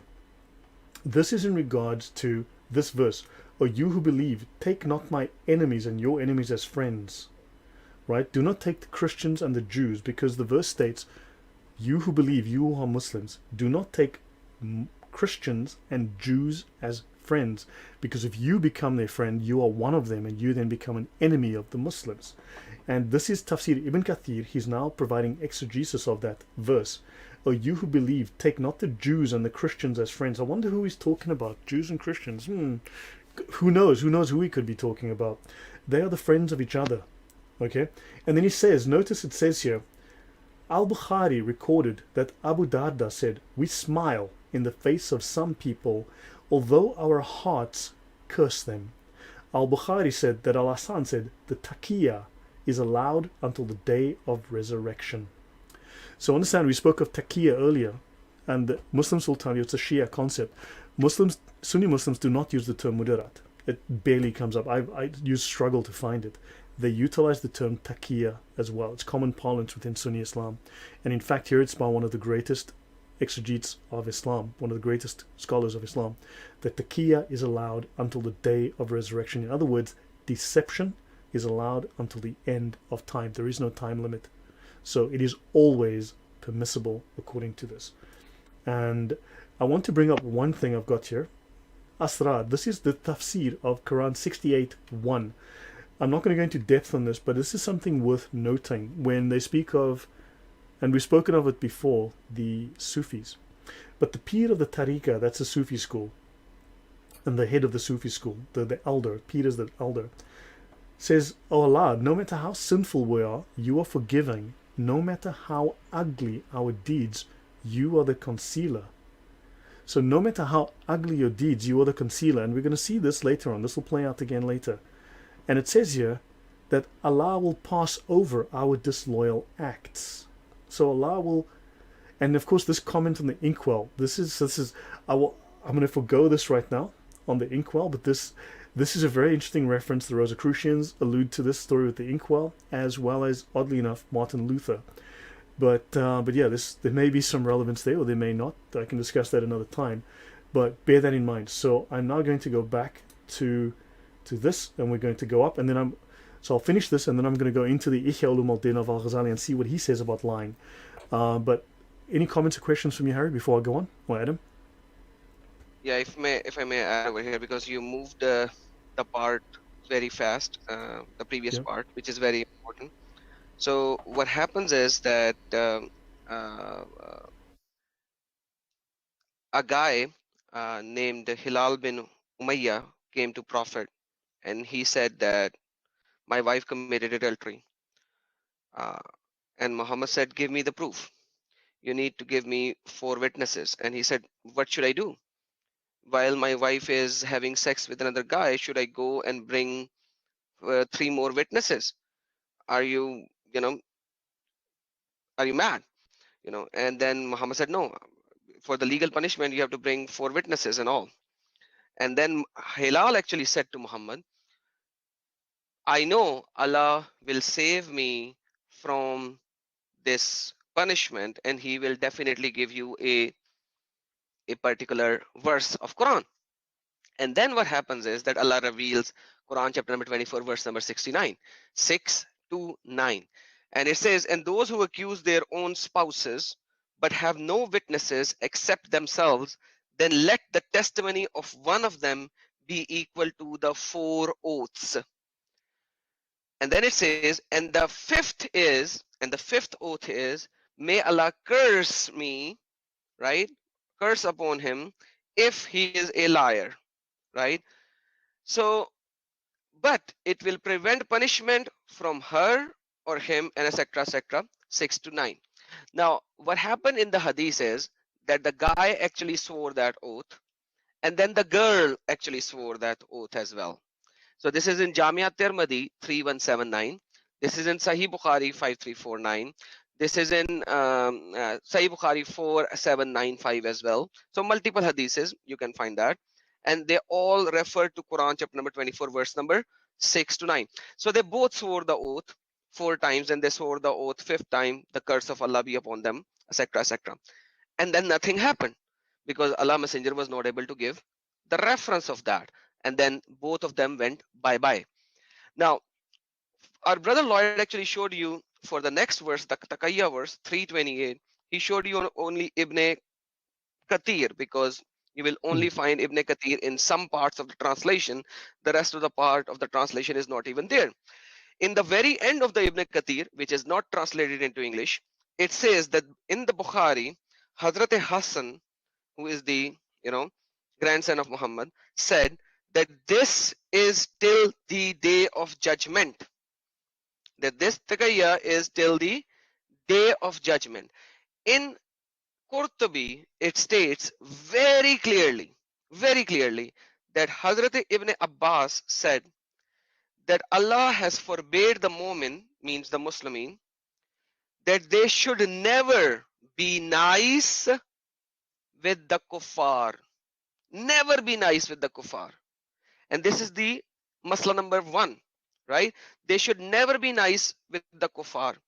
And then it says that there are certain times, the masla number 2, the problem number 2, situation number 2, that there was a time before the hijrah that the Muslims were not powerful. And then at that time, they were being nice to their their non-Muslim people, right? But this is what the person has to say from his tongue only. From his tongue only. But in the heart, he should not have that kind of a faith that he's actually is doing that. Like, he shouldn't be doing that, right? Yeah. And even the scholars actually connect this verse with chapter number 16, verse number 106. And it says, chapter number 16, verse number 106, it says, "Whosoever disbelieves in Allah after their belief, not those, or except who are forced with their hearts." So basically, if you are forced, the taqiyya is not just when you are under pressure. Yes, certain scholar does put them only when you are under pressure, but but like the actual verse is 16 106, where you come into forceful, that you can actually deny Allah and Muhammad as well. And every tafsir actually gives you the reference that yes, at that particular time you can actually deny. And this is 16 106.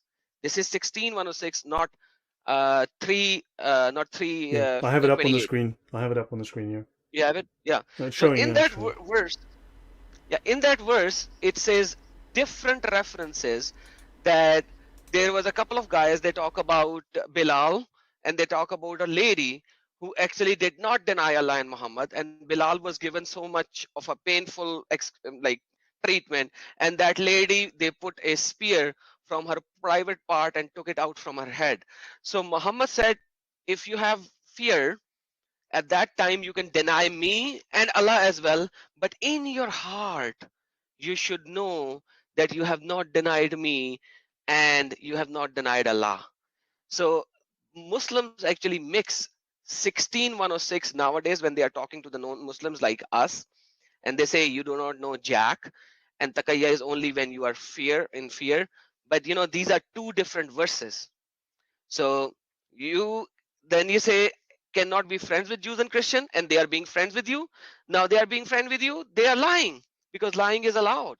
It's not just about taqiyya over there. Right now they are in the West. They are low in number. You are not killing Muslims, but they are denying you. Oh, sorry, they are being friend with you, and they are denying their true teaching, and they are coming to your parties or whatever. They are trying to show that Islam is peaceful, tolerant, and it accepts you. But as soon as they are in power, means they are more in number, all of this will go away. All of this will go away. Right. The scholars agree that if a person is forced into disbelief, and this is because of abuse or beatings or threats, I mean, so that's very subjective, understand?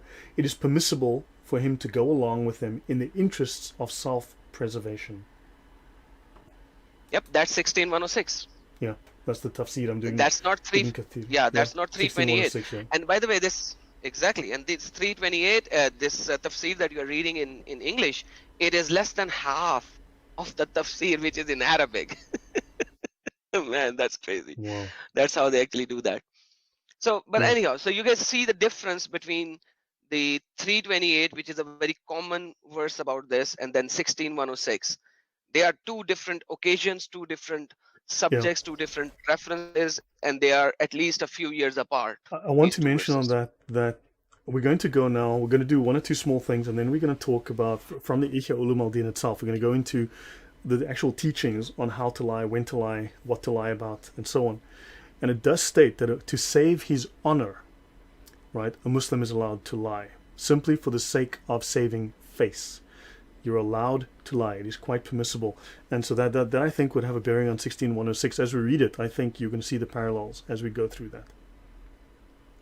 So now, another point I want to mention, thanks Adam. So, usury. Usury is evil because the Jews do it. The evil Jews do usury. And Muslims don't do usury except when they do usury, because it's evil, except it's not evil when they do it, but it's evil when the Jews do it, because Muslims don't do it except they do it all the time, and they don't do it because the Jews are evil because of usury, but Muslims are squeaky clean when they do the very same thing because people are hypocrites. So, usury is evil for evil Jews and Islam. So, let's have a look.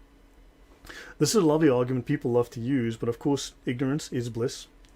So, there's a principle called ba'atan fi baya. In law, a double sale, which is a legal device, a hiyal, legal devices are hiyal, don't forget, which is a legal device to get around the prohibition of interest. So there's a prohibition in the Quran on interest. Allah says, don't charge interest. It should be noted that in the Old Testament, Jews are allowed to charge interest. God gives them permission to charge interest. But in the Quran, Allah apparently says, no, there's a prohibition on interest, don't do that stuff. So what do Muslims do? They get around it. They violate the law by being smart. Let's see.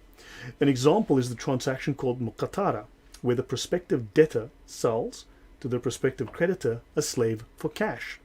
He then immediately buys the slave back from him for a greater amount payable at a future date. This amounts to a loan with the slave as security, and the difference between the two prices represents the interest. Remember, there are hundreds of these legal devices to get around. So no matter what you get shown in the Quran, no matter what you get shown in the Sunnah, no matter what you get shown in the Sharia, every single ruling, every single law, every single principle, every single moral virtue, every single thing has its opposite. There is not a single sacrament that is, there is nothing that is sacred in Islam. Nothing. Every single thing can be violated. There is nothing that cannot be violated. Understand that. Okay? So this happens constantly. When you buy a car in an Islamic country, you will pay interest. You're going to pay interest. Just how they do it is what you would call semantics, right? But it's done. So understand that they do this. And apparently it's okay when they do it because people are hypocrites. So, darura. Let's have a look at this last one. Necessity in law, right? It is to do some action forbidden by the law. So, necessity. I mentioned earlier, taysir and darura, ease and necessity, to ease to relax the laws or to break them in case of necessity, unspecified needs where it's necessary. So you can do actions forbidden by the law, okay? And prohibitions of a religious character may be disregarded in cases of necessity and danger. So not only danger, but necessity. And that necessity might be embarrassment to save face. So offenses committed under the rule of necessity are excused without any punishment. Do you want to mention anything on that point, Adam, before I continue? Yeah, they can actually see, if you are Europeans, there are Islamic house financing. What is that? You do give interest. Your house, actually, you are paying whatever, 3 times or 4 times, whatever the actual price of the house is. But they do not hold the ear by saying it's an interest. They just don't say it's an APR. They just don't use those terminologies. And they do the similar kind of a thing. They will sell you the house, they will buy you the house, and they will say you have a portion of the house that you have purchased, and then you are paying a rental on the rest of the portion of the house which belongs to me. So they will make the house into whatever months as parts, and they will say this is the total number of parts of the house, and the part of the house that you will buy, you will not have to pay rental. So the rental in the beginning will be so big and the rental in the end will be so small. So then they devise another plan to make it linear. So they don't take the rental in equal amount. They divide it in such a way, and then they do a whole calculation based on selling and buying and all these kind of stuff. So they play, but at the end of the day, you are paying them interest. That's how it is. But it's Islamic financing, and the Muslims goes to Islamic financing. Why? This is the money making machine for the Muslimin, so that the money will not go to the other loaners or whatever you say, the institutes, but rather stay within the Islamic I bought a car when I was living in Dubai, and so what I wanted to do was I wanted to pay the car off sooner, and I was doing financing to the bank at a certain interest rate, and then my bank offered me a loan at a very low rate of interest. So I decided to take the loan, and I asked them for 40,000 dirham, roughly about $10,500, to just pay the car off quicker. What they did was they didn't give me 40,000. What they did was they gave me about 37,000. So what they do is they charge you a fee, and then what they do is, for some reason, they deduct an amount off of that, so they don't actually give you the full amount. So technically you're not paying interest because you pay the interest as a fee up front, and then they just charge you the rest. So in fact, they give you less than what you asked for, but for some reason they can justify this, and then they don't have to call it interest. So you're paying an exact amount, but they've charged the interest up front, and you've paid the interest up front, and then you just pay a flat rate. So there's technically no interest, but you've paid the interest in a lump sum in advance. So they have lots and lots of ways, these hiyal, to do this. So it is highly, highly deceptive, but it happens. Okay, so I want to mention this, mudarat. So treating others in a friendly manner. Remember, we smile at people, but in our hearts we curse them. Concealing your true attitude towards them also falls under diplomacy. Isn't that sweet? Diplomacy. So you smile, you treat others in a friendly manner, concealing your true attitude of hatred as you curse them, which is Islamic diplomacy. They mention those who died after spending their lives waging war against their nafs were regarded as martyrs in the greater jihad. Even if a believer dies in his own bed, he is a shahid, who will be treated as if he had been killed fighting alongside the prophets. Other Imami traditions declare as martyrs those who in their lifetimes practiced mudarat, who treated others in a friendly manner while concealing their true attitude towards them. A Muslim who is nice to you yet curses you in his heart will be treated as a shahid, someone as a martyr who died fighting, killing and being killed in jihad, and he will earn the greatest rewards of paradise. Thank you. I saw that comment from James. Thank you very much.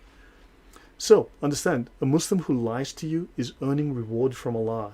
He's being treated as a martyr, someone who earns the greatest rewards in paradise. So he goes to the highest of paradise because he lied to you. So lying is a sacrament, lying is holy, lying gains them righteousness. So, notice these are the categories of people that you can lie to, since we're talking about taqiyya and mudarat. Mudarat is the Sunni doctrine of deception. It is another name for taqiyya. It is calculated deceit. For political reasons, we saw there, for diplomacy, as well as for warfare. Mudarat means flattery, adulation, conformity with deceit, trickery, keeping pace with, to wrap, to conceal, or hide. It is deceptive behavior and can be practiced with anyone when necessary, Muslim or non-Muslim, your mother, your father, you too. Sunni scholars have identified 10 categories. Now there might be 50 categories. Depends where you look, depends who you ask. Okay? I've identified 10 categories of people who are to be regularly targeted by mudarat. The first one is kafir, the kuffar, the non-Muslims. A tyrannical ruler. Those whose hearts have been recently reconciled to Islam, a revert. Remember, you don't convert to Islam, you revert to Islam. You were originally a Muslim and you were weaned away through your upbringing. So you can be lied to through dawah. That's what this is stating. You can be lied to into Islam through dawah. One who has deviated from the truth of Islam to win him back. So you can lie to your fellow Muslim. A Muslim who has gone astray in imitating non-believers. A learned scholar or scientist to benefit from his knowledge. We might call this industrial espionage, for argument's sake. A friend. Lying to a friend. Lying to your enemies. Okay, I guess there's no difference between friends and enemies. Muslims are your frenemies, right? One's spouse. Because lying to your wife is always recommended in Islam. Always recommended. And a person who may be ill by giving them hope that they will become well and that they look well. So, and yeah, I will pause there, and then next step will be we will go into the OneNote database and we'll go into Imam Ghazali's exposition on lying. Any comments before I continue into Imam Ghazali's own work? So hopefully we've set a solid grounding to understand the doctrine of lying and deception in Islam. Yes, you did. You established the evidence so clearly. I am very thankful to the both of you. Would you like me to see if there are any questions? Yeah, Or please. you want to Please do. continue? So guys, if you have any questions, please raise your hand. A quick question on the topic of discussion. No. Okay. Please continue. So now I'm going to go. Before we go into, Sure. sorry, brother.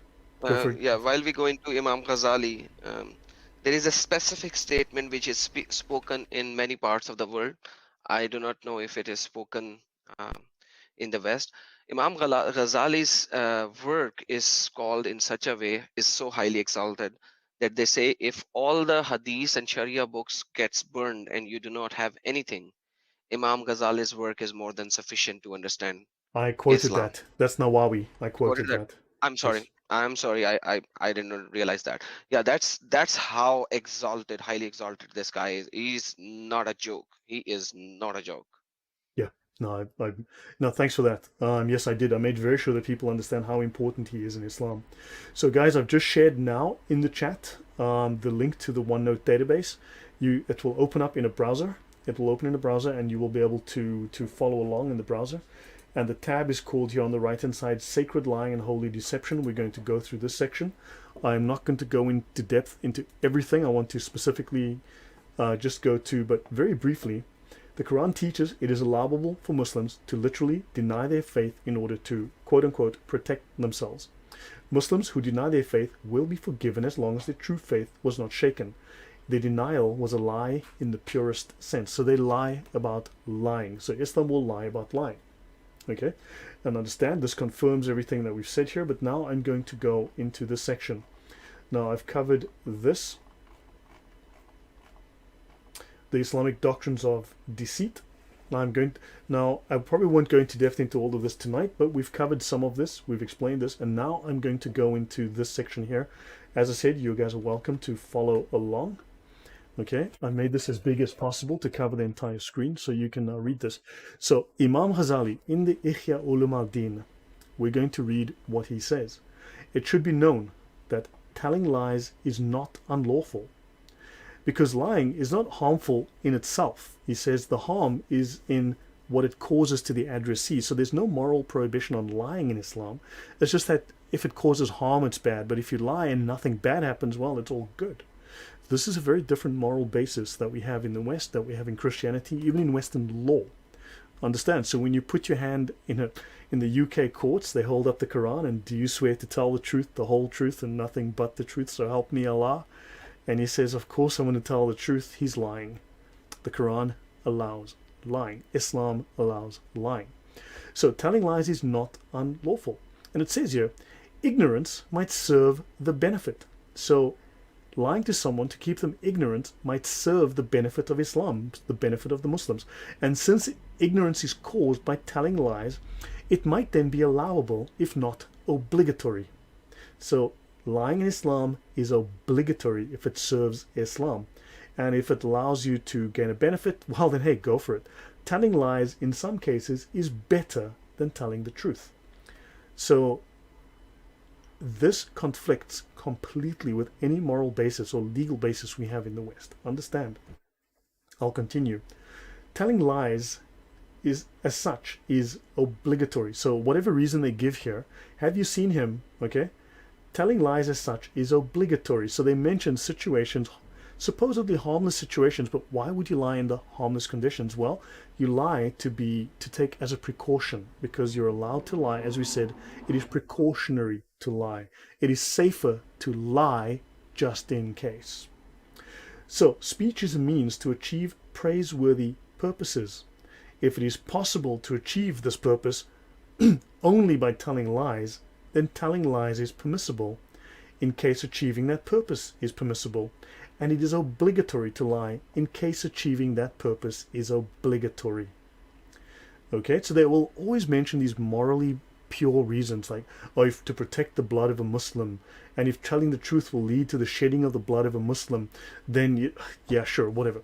However, you will notice that this is one extreme example. It is not the only example. It is a minor example. It says here, furthermore, if it is impossible to accomplish war or to mend the relation between two adversaries and attract the heart of the plaintiff except through telling lies, then telling lies is allowable. So Harry, would you say that myself and Zubaydah Al-Arabiya and Hans Gruber and I were adversaries? Absolutely. So does it state here that to mend the relation between two adversaries, they should tell lies? It is allowable. In fact, it is obligatory. Am I reading this correctly? Yes, that's why we said that a debate is not possible with these people, and that if ever we want to do something, we have to put it as like a trial, and to actually bring the evidence, ask for very direct questions, and not allow them to evade the topic like they all the time do. Correct. Now, and remember, we've mentioned that Adab al-Jadal, the format of debate, is evasion. It is evasion. It's specifically designed to evade and deflect. So telling lies is unlawful unless it is necessary. The exception is confirmed by the statement of the Messenger of Allah, okay, which says the Messenger of Allah said he gave concession. So Muhammad, the Prophet of Islam, the God of Islam, if we want to look at it that way, gave concession to tell lies. So Muhammad gave concession to lie. And he mentions three cases. in battle, which is warfare, and Islam is permanently at war. If we go into the dialogue, if we go into jihad, which I have, that's been established, for bringing reconciliation amongst persons. So that is anyone you disagree with. So to bring reconciliation against anyone you disagree with, lie. And in the husband's talk to his wife, or the wife's speech to her husband. So lying to the wife and the husband is in fact permitted by the Prophet of Islam himself. And notice it says here, Muhammad the Messenger of Allah said, not a liar is he who makes reconciliation between two adversaries. And he says good or tells good. So you say nice things. Remember, we go back to diplomacy. Okay? Telling lies in diplomacy is permitted because it does good. So if you make reconciliation between adversaries, well, that's a good thing. It doesn't solve the problem, it just allows you to win. All kinds of lies are written as sins against the son of Adam, except when a man tells lies to make reconciliation between Muslims.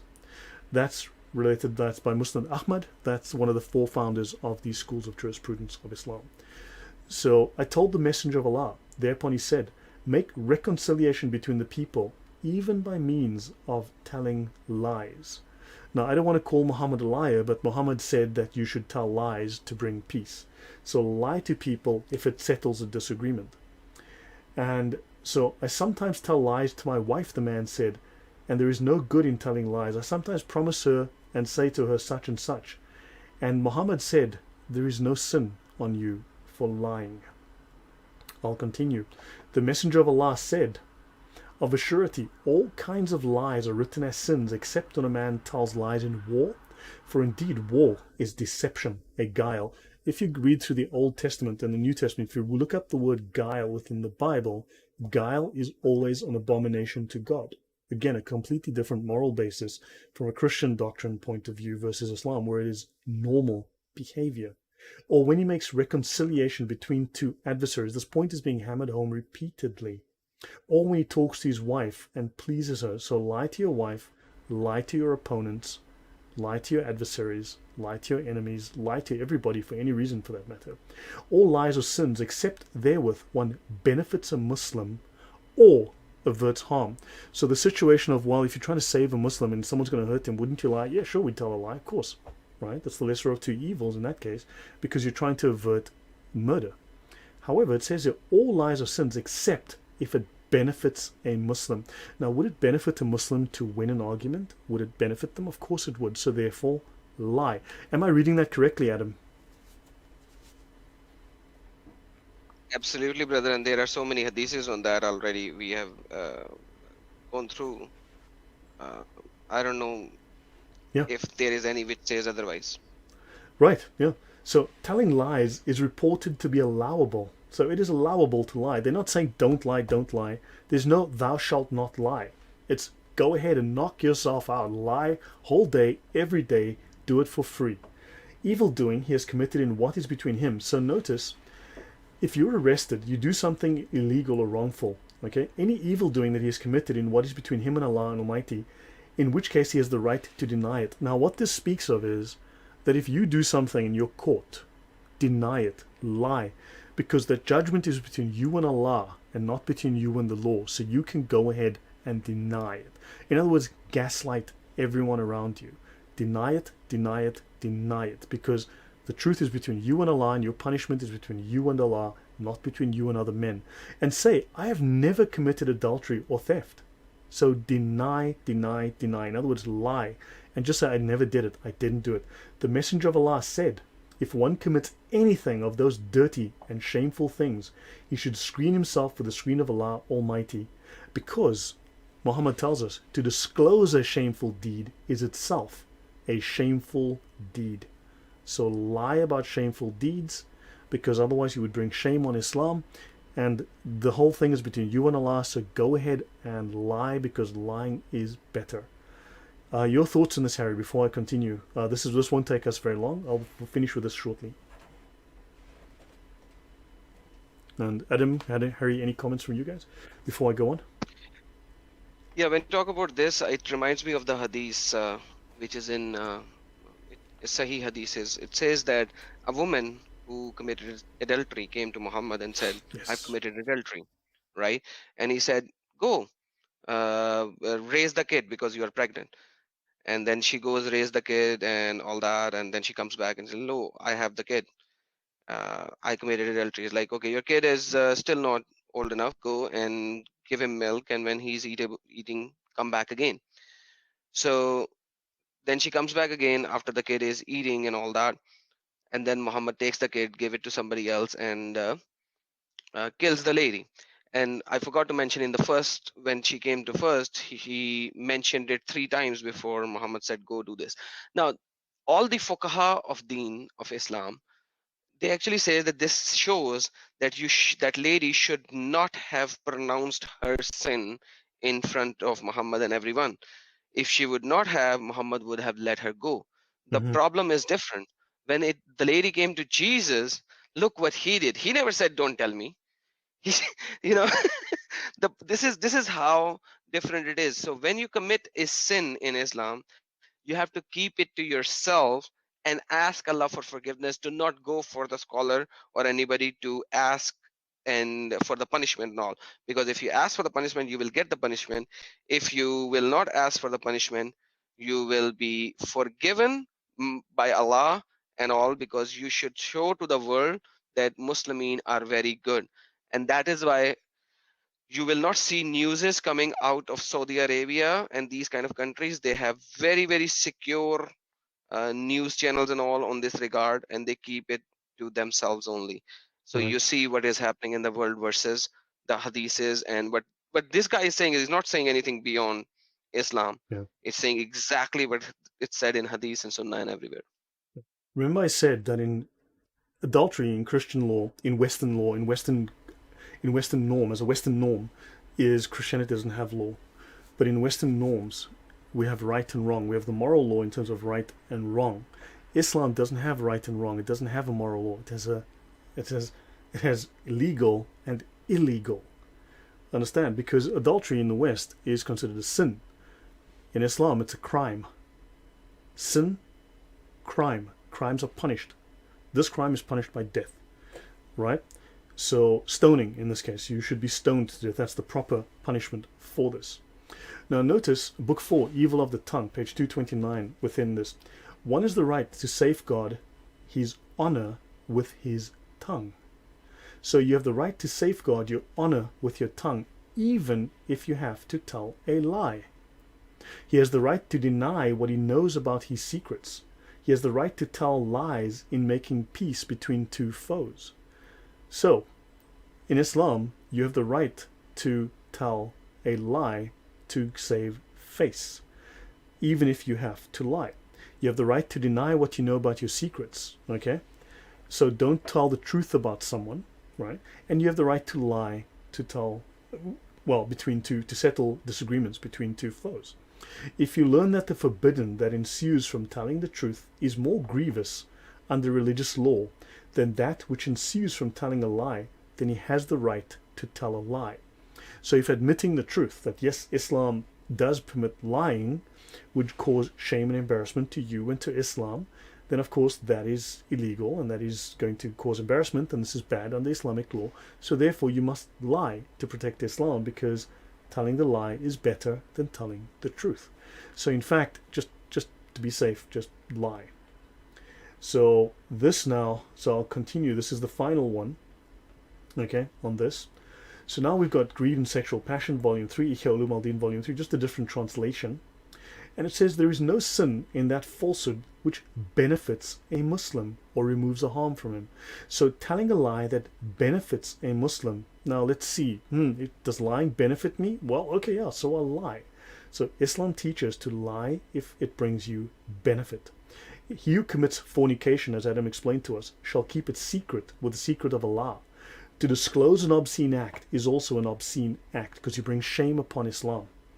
Every man should save his life, property, and his honor by taking recourse to falsehood. So to save face, to save your name, to save yourself from embarrassment, lie. Take recourse to falsehood.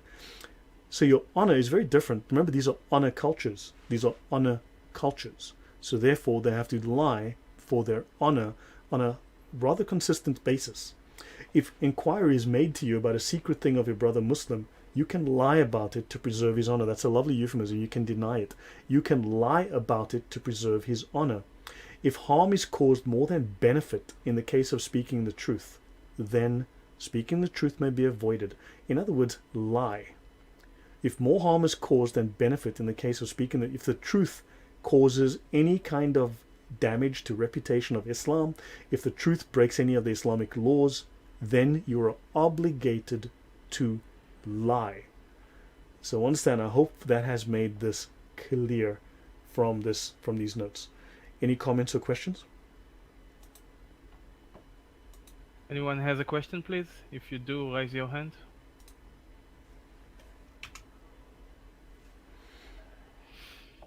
No?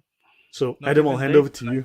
So any question, any comment from you, Harry? Otherwise, I'll hand over to Adam, because that basically wraps me up. I have more notes, but they're not edited yet. They're not ready.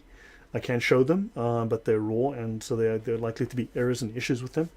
But I can hand over to Adam at this point. I can bring up those notes, but again, those are raw, unedited notes, probably chock full of errors and problems right now.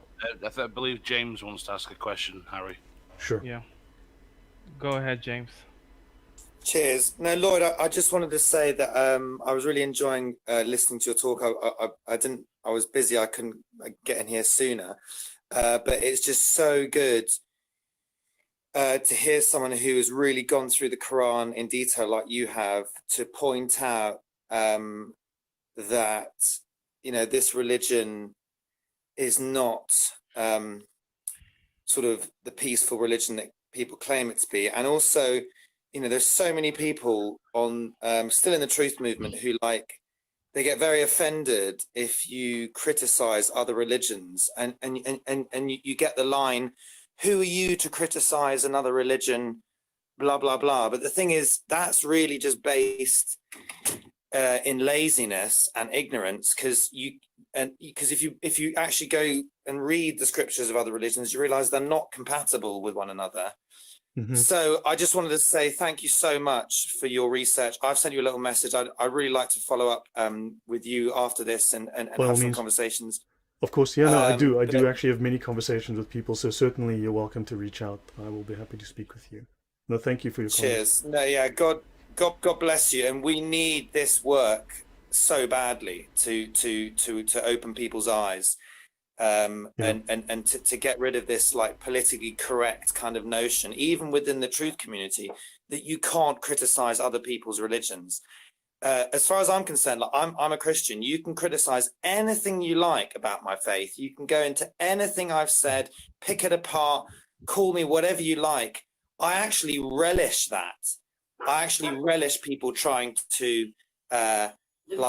demolish my faith.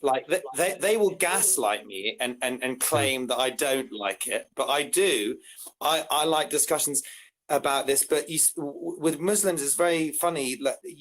I've been trying to put together a group of Muslims and Christians to talk about the scripture, but Muslims just can't handle being questioned, No, of course, look, because the precedent was set in the 11th century by a man called Ibn al-Jabbar, who basically the precedent was, you don't defend Islam, you attack Christianity, you attack the Bible, because they realize, because of the mythical nature of Islam, because it's based on Gnosticism, and just a variety of, the main strand of Gnosticism would seem to be Manichaeism. I can discuss that in depth another time. In fact, Manichaeism seems to be the main root of even Hinduism. But then, of course, it's also a mixture, it's syncretism of Jewish myths, of Christian religion, of other Gnostic ideas. It's a complete mishmash of things, right? Of old Zoroastrian ideas, but it's Gnostic, it's mythical, and they cannot defend it. It's really difficult for them once you go through the especially the Sharia. There's no way. So yeah, look, obviously Islam. I hope I've made this clear to everyone. And again, all the resources are available. I've made every single thing I've got here available, pardon me, to all of you, so that you can all download and read it for yourself, check it for yourself. Islam teaches lying. It is a religion. No, it's not even a religion. Islam is a deen. I've discussed this multiple times in the past. Islam is a deen. A deen is a political system. In fact, let me go there since I'm here. Islam is not a religion. Lloyd, yes? Have we got time for another quick question before Of you course we continue, do. buddy? Or, Of course we do. Yeah. Go ahead. Dave, Woven Art, Dave the Pond's got a question. Go ahead, Dave, please. Yeah, it wasn't a question, it was just a comment. You've Sure. mentioned Machiavelli. Yes. Everybody should download the book The Prince because it enables you to understand. And this is a book that you'll find people like Tony Blair have read. So I just thought I'd throw that in there. Okay. Yeah. No. Yeah. This was in relation. So Machiavelli was in relation to Islamic dawah, which is their evangelism, the evangelization. And so briefly, again, you guys need to understand this. Islam is a deen. They utilize the word religion because it's familiar to you, but it's also misleading because it's not a religion. It's a very tiny portion. Let's have a look. The Lisan al-Arab, the tongue of the Arab, this is the oldest, but in fact, this is by the same author that wrote The Reliance of the Traveler, oddly enough. This is a 20-volume dictionary. It's the most detailed dictionary of Islam. It provides 4 meanings of the term deen. Let's start with the very first meaning of deen, because Islam is a deen. They always speak of the deen al-haq, the religion of truth, the deen of truth, is subjugation or dominance, administrative or legislative authority. So first, it is political power through subjugation and dominance. That is the very first meaning of deen. It is not a religion. To dominate and subjugate others. Second, this is legal authority, administrative or legislative authority. Then third, to put pressure, to be obedient, using power to enslave or to make others obedient. In Arabic, dintuhum fadanu means I subjugated them so they obeyed me. Right? The second layer of meaning within deen is obedience and bondage. Subordination and domination by someone who bears humiliation under subjugation and power of others. Here, deen does not mean religion. It means obedience. Don't forget, obedience under humiliation and subjugation under the power of others. These others being the Muslims. The third meaning is rules, regulations, legal regulations, ideology, doctrine, custom, adab. Remember, adab, sunnah, then tradition, and then finally, awe. Or it can mean religion. Sometimes, occasionally, now and again, every 18th Sunday in the year, it means religion. The rest of the time, it is power to enslave, subjugate, dominate, and humiliate. Adam, your thoughts on this? Yeah, my thoughts are based on the Quran. Quran chapter number 49, verse number 14. It says to the Arabs, it says, Qalati al-Arabu. The Arab says, Amanna, we believe. Say that you have not believed. Say that you have not believed. But say that Kulu aslamna, we have submitted. We have submitted. Quran chapter number 49, verse number 14. So no matter whether you believe or not, whether you believe Muhammad or Allah, doesn't matter. Believe is not required. What is required is that you have to fully submit, and that goes by your definition that you just showed, that it is clear cut that the Deen-e-Islam or Deenul Haq is all about fully submitting to Allah and His Messenger. And it says in the rest part of the verse that obey Allah and Muhammad. Allah and Muhammad. Everywhere in the Quran you will see Allah and Muhammad, or obey Muhammad and obey Allah. So vice versa, it has used in both ways. Obey Allah and Muhammad, or obey Muhammad and Allah. So this is the obedience and submission to Allah and Muhammad for whatever they have said without question. Chapter number 5, Surah Al-Ma'idah, verse number 101. Without questioning, fully submitting. Right. So guys, I'll open it to the floor at this point if anyone has any comments or questions. Harry, your thoughts before I'll open it up here. There's more, but I'm not going to go. I don't want to go into the rest of my notes. They're not edited yet, as I said, so I would rather leave that for another time. But I think we've actually covered quite sufficiently. We've given plenty, so I don't know that it's necessary to do that. But Deen, take this away. Islam is not a religion. It's 1%, 2% a religion. It is a political and legal system based on dominance and subjugation, utilizing force. It is Machiavellian. So I'll leave it up to you guys. Thank you for an amazing presentation. The both of you are, how can I say it? God bless you both. Thank you. and I'm very thankful. I know you spent days and endless amount of hours to put that together. I appreciate that so much. Really, you know how I feel about your work. I think we have a few more questions, if you allow that. Sure, sure. Go ahead, please. Okay, Athena, please go ahead. Hi guys, hi Lloyd. Hi there. Thanks for your presentation. It's been really interesting. I came in a bit late, but it's really enlightening. Thank you. I've got a question. It doesn't pertain to the very last point you made. It was just a general question on how do Muslims reconcile trust within each other? Do they just leave it that if someone's made a decision to lie because you reconcile that with your own conversation with Allah, or how does that work within communities together? Because obviously from a Western viewpoint, I just can't imagine how you trust each other. I would. So yeah, can you explain? I would leave that to Adam, but what I will say before, because Adam is an ex-Muslim, I am not. I will state though that Western cultures, we are okay. Muslims come from many cultures. Third world cultures are honor cultures, right? So they can lie to save face, whereas we are dignity cultures. There are different kinds of cultures; they are incompatible. But also, Islam is a low trust culture. We are a high trust culture. Understand? So this, unfortunately, you cannot have a modern high trust culture. So therefore, you have repression and violence to enforce the law versus cooperation, willful cooperation of a population. That's why anytime that you head into this whole deen sort of thing, you're going to get repression because you're heading into a low trust culture. But Adam, I'll let you answer that. How do Muslims deal with the issue of thinking that everyone is lying to them and having to lie to everyone?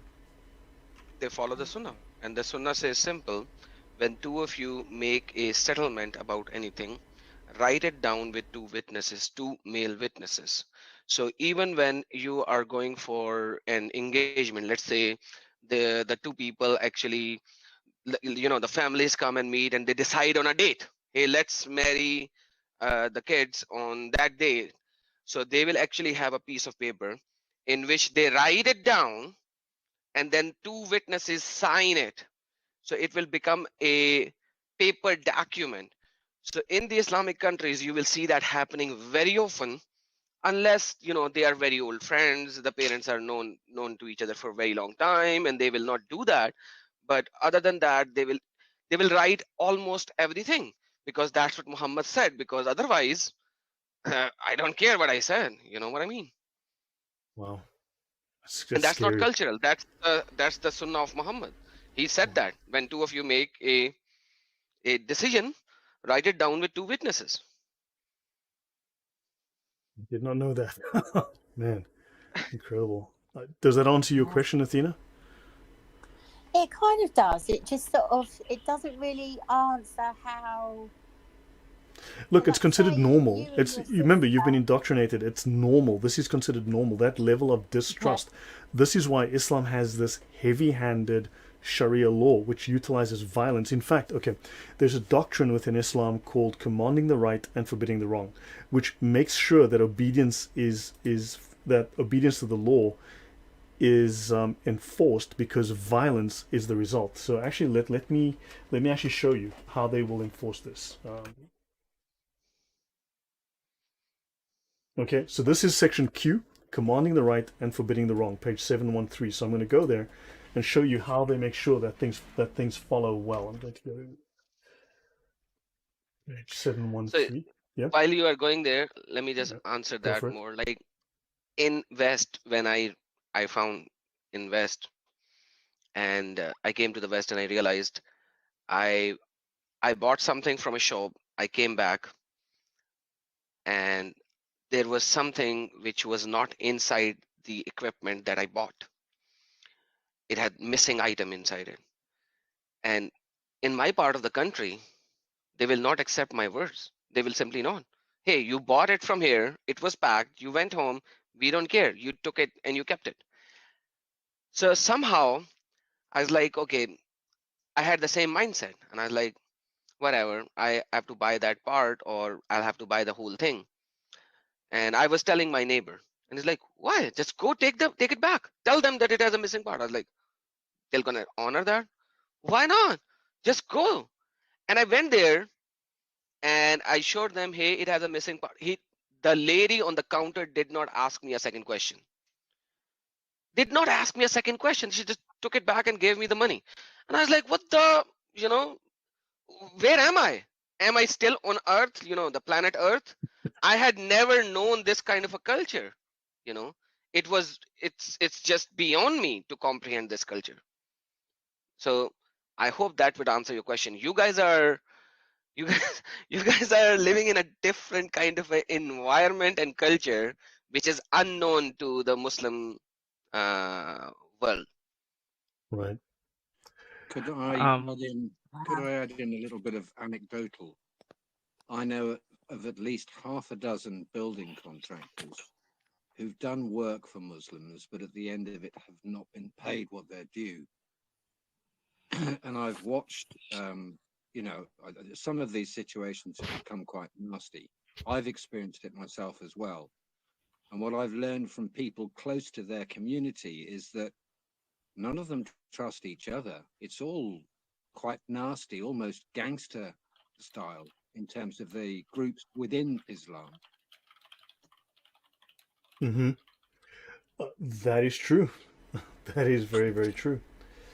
And that in most of the countries like ours, they will tell you at least a 50% margin and they will take the money in parts and they will not finish the job until they have taken at least 80% of the money, and they know that they will never get the last 20%, and they know that they already had an over margin of the 20% because they will not get the 20%, and so on and so forth. So very normal. You guys don't know. I might have missed it, but where did you say, what country are you from, Adam, if you don't mind me asking? I'm from Pakistan. Oh, okay, cool. Okay, yeah, no, thanks. I don't know, man, this thing, you're teaching me things now that I didn't know from my discussions with you in the past. I was not aware. So, also, I want you to note here, Athena, you asked me this question. So, the main doctrine within Islam is called commanding the right and forbidding the wrong. I'll skip the Arabic on that. And this applies to whether you're a Muslim or a non-Muslim. Muslims must do it to each other as well as to non-Muslims around them. So obviously you have to have knowledge of the wrong act, and we've discussed the knowledge of the wrong act. We've discussed the law about that. Then you have to explain to someone that something is wrong, right? This is where you would use nice words. You would be reasonably polite, right? You'd say, hey, that's wrong. You speak up. And then forbidding the act verbally, generally they say here you've got to be polite. Then you must censure with harsh words. In other words, verbal abuse is now allowed. You're allowed to be verbally abusive. This is where the F yous and F your mothers will now be permissible. You're allowed to do this. It is righteous, it is good, it is normal. Then they speak of righting the wrong by hand. Now, if you're a wife beater, how would you think that you right the wrong by hand? You worked that out. Lady. Correct. You smash things, and you might want to hand out a few warm slaps. Notice that intimidation comes after righting the wrong by hand. And notice the religion of peace then teaches the next step after intimidation. After you slap them and they didn't listen, then you threaten them. So slap first, threaten later, and you threaten them with assault. And if assault doesn't work, and assault here implies weapons, and if assault fails to work, and righting the wrong also implies you smash things. You break their wine bottles, you smash their musical instruments, you you rip their clothing. Understand? It means the destruction of the things that are offensive. Then comes assault, utilizing weapons. And if you as a person alone are not threatening enough, they will then tell you the next step is to get some friends, which is called a gang, and then go and threaten that person. And if that is not sufficient, get weapons, force of arms, because Islam is the religion of peace. And it teaches in the Sharia that peace is maintained through assault and force of arms. Does that clarify, Athena? Yes, it does. It does. Obviously, being indoctrinated as a Western person, it seems utterly mad. It is totally insane. It makes perfect sense, believe me. It's incredibly crazy, but it makes perfect sense when you understand it. It's entirely logical. It's completely insane, but entirely logical. But you need to also understand what does munkar means, because if you go to the Arabic, brother, Yeah. it's the translation of the Arabic. If you go to the start where it says the Arabic, I saw the chapter, it says munkar, if I'm not mistaken, the heading of the chapter. That's Okay, just so above here. munkar, yeah, yes, al-amr bil ma'ruf wa nahi anil munkar. Kitabul al-amr bil ma'ruf wa nahi anil munkar.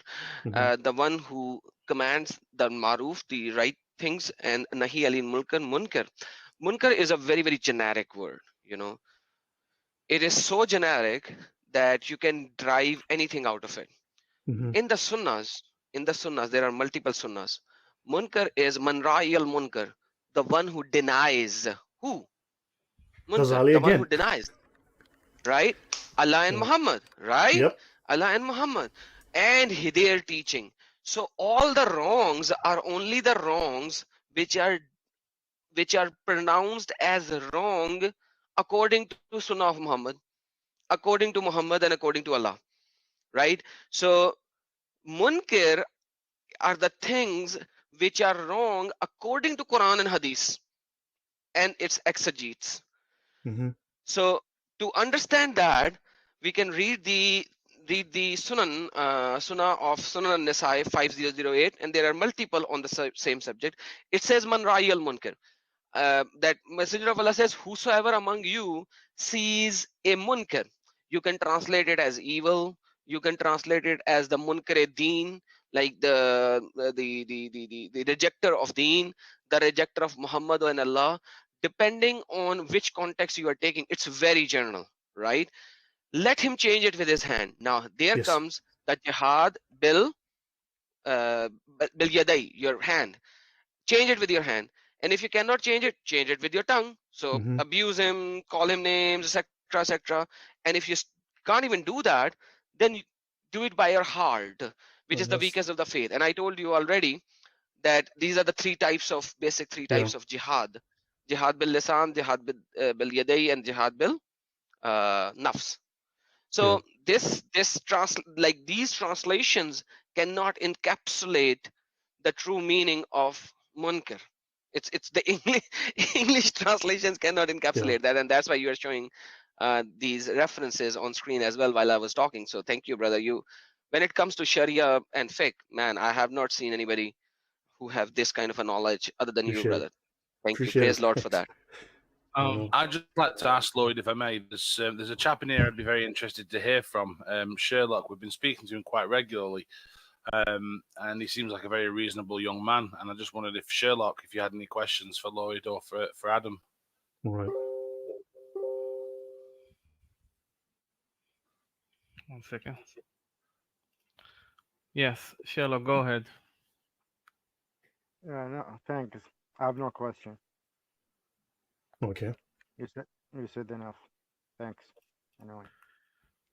So, no, so just to briefly to then go through the Sharia, the Islamic law on this, commanding the right and forbidding the wrong. Again, this analysis within the Sharia, the accepted scholar on this issue of what it means to command the right and forbid the wrong is by Imam Ghazali once again, and it states that the doctrine of commanding the right and forbidding the wrong is the most important doctrine in Islam. If it were not done, Islam would vanish. So it is through the use of this violence, this escalating ladder of violence, that Islam maintains its hold on people, and otherwise it would vanish. Understand? It admits it here. But you must understand that this stepwise that you've seen here, these steps that you notice here, that I showed, the degrees of severity. Brother, I'm sorry. Yeah, go on. I'm so sorry, brother. I'm sorry. Go back to the same point that you were showing. I want to show everyone what I was talking about. Go back to the same point that we were showing right now, the paragraph. With Ghazali, command the obligation. Yes. That same paragraph of the Ghazali. I'm sorry. Let me just, here it is. Yeah. Kadama says, yeah, that's it. So now, right after the red line, read it. And is the mission that Allah sent the prophets to fulfill. You know, so this munkar, right? If you read the Arabic, anil munkar, right? So you need to understand, there is nothing wrong if it is not pronounced as wrong according to the Prophet of Islam and Allah. This doctrine that most of our non-Muslim brothers and sisters forget to include in that line. This you need to understand that if it is not going against the Allah and His Messenger, it's not even wrong, no matter how wrong you call it, right? No matter how. So marrying a 9 years old is not wrong. It's pedophilia according to the West, but it is not wrong because it doesn't go against Allah and Muhammad. Okay, having sex with slave girls is bad, it's rape, but it's not wrong because Allah and Messenger allowed it and to called it to be right? So having 4 wives nowadays in the West is wrong, but in Islam it is not. It's totally legal and allowed because Allah and Messenger did not call it wrong. So pedophilia is not wrong.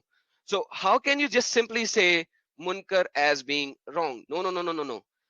Munkar is the thing which Allah and His Prophet called wrong. That's the most important point to always remember. The Sharia makes that clear that only what is told to be wrong in the Sharia is wrong. Everything else is fine. Yeah, that's true. Exactly. I can go to that reference, in fact. It's A1.4. Correct. Oh, it's like a free-for-all then? To some degree, yes, because everything has its opposite. Everything has its violation, its legal violation. And notice that these steps here, Q5.3 to Q5.9, you don't have to go in this sequence. You can go from explaining and then killing someone. You can go straight from 5.3, jump over the rest, and end at 5.9 because, hey, what the hell? Okay, you do not have to follow the steps. The steps are a mild suggestion. If you want to go from not saying a damn thing and just slapping the living daylights out of someone, that's fine. The steps are just a mild suggestion. You can go straight to number 9 right here and skip over 3 to 8 if you want. Understand, you don't have to follow the steps. You will find them generally following the steps, but that's just a suggestion. And also, commanding the right and forbidding the wrong is the most important doctrine of Islam. Everything is a subset of that doctrine. Everything's a subset. Jihad's a subset of Nahi al-Munkar. Okay? So let there be a group of you called to good, commanding the right and forbidding the wrong. Those are the successful. Those are the ones who are strict. That's those small minority of extremists. That's who they are referring to. Those are the good ones who are the successful Muslims. If enough people do it, okay, meaning whenever a wrong is seen, one of those who sees it corrects it, the responsibility is lifted from the rest. Now, when they say responsibility, it means the rest of the Muslims are free from having to do this because there's a group of committed Muslims who are strict, who will do it, and the crime of non-commission will fall from them and their souls are saved because they will not go to hell because they've allowed this evil to pass. So, yeah. And notice that hating with your heart is the weakest degree of faith. If you are strong, you will change it with your hand.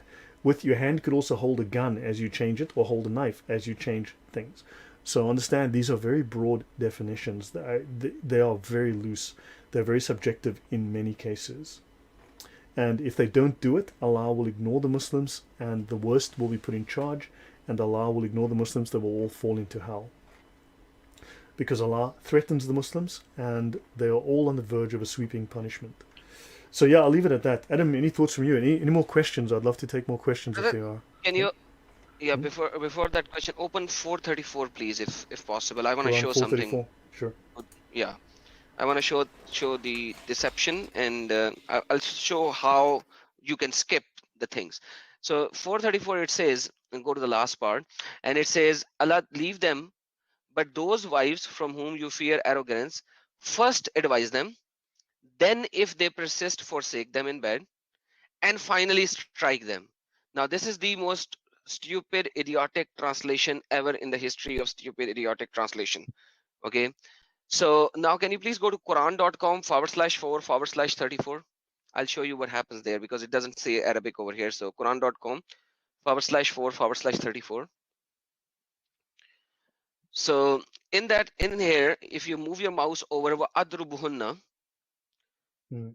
can you read Arabic? Adrubuhunna? No, I cannot. Okay, hold on. Sorry, brother. Let me show you. Let me show. Oh, you do it. Yeah, it's fine. Yeah. Share screen. All right, guys. I hope you can see that. Okay, so it says adrabuhunna. So the word wow, wow, zabar, wow, always go for and. It's not summa. Sum means then. So wa ahjaruhunna, wow, and forsake them. Fi, so okay, sorry, wait. mm, So from the bed, right?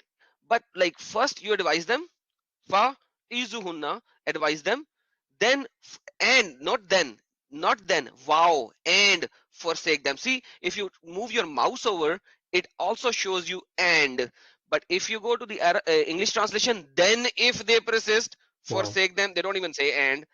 But if you move your mouse over there, because it says va, which means and, from forsake them from your bed and strike them. So now if you go to the Qurtubi, it shows you clearly that these are not three distinctive 1, 2, 3 steps. No, they are not.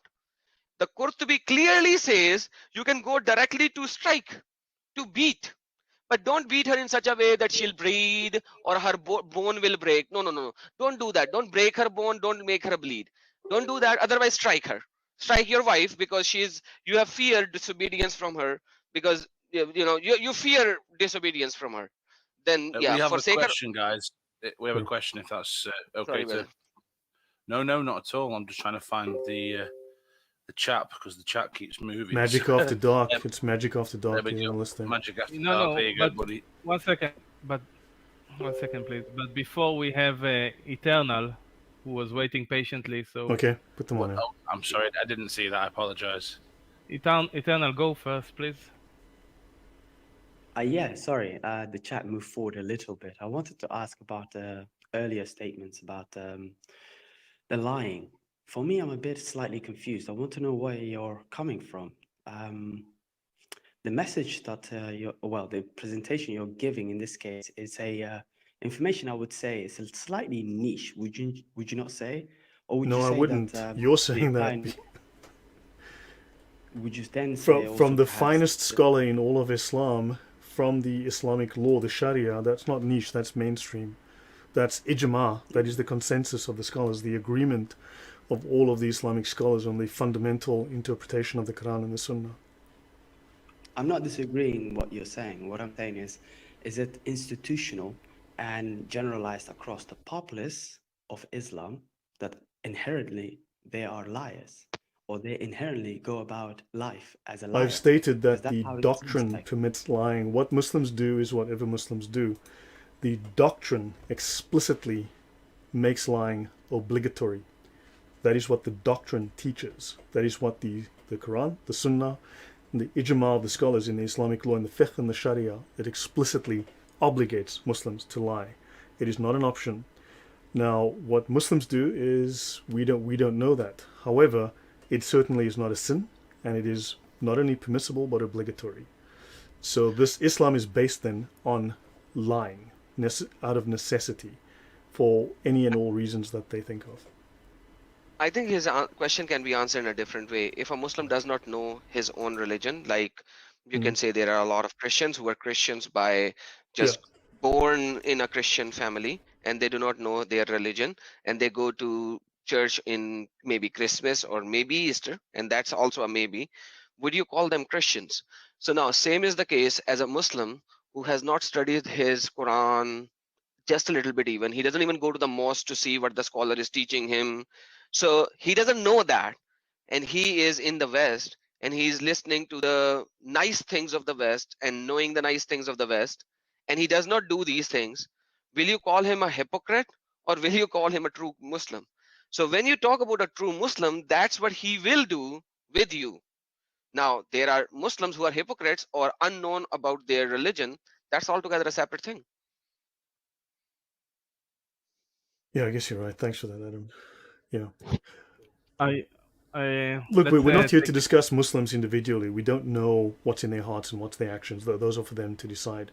But we are discussing the doctrine, and this is the Islamic doctrine. There is no doctrine of truth, not the way that we understand it. And the doctrine of lying overwhelms completely the doctrine of supposedly telling truth according to Western morals. Yes, Harry? Okay.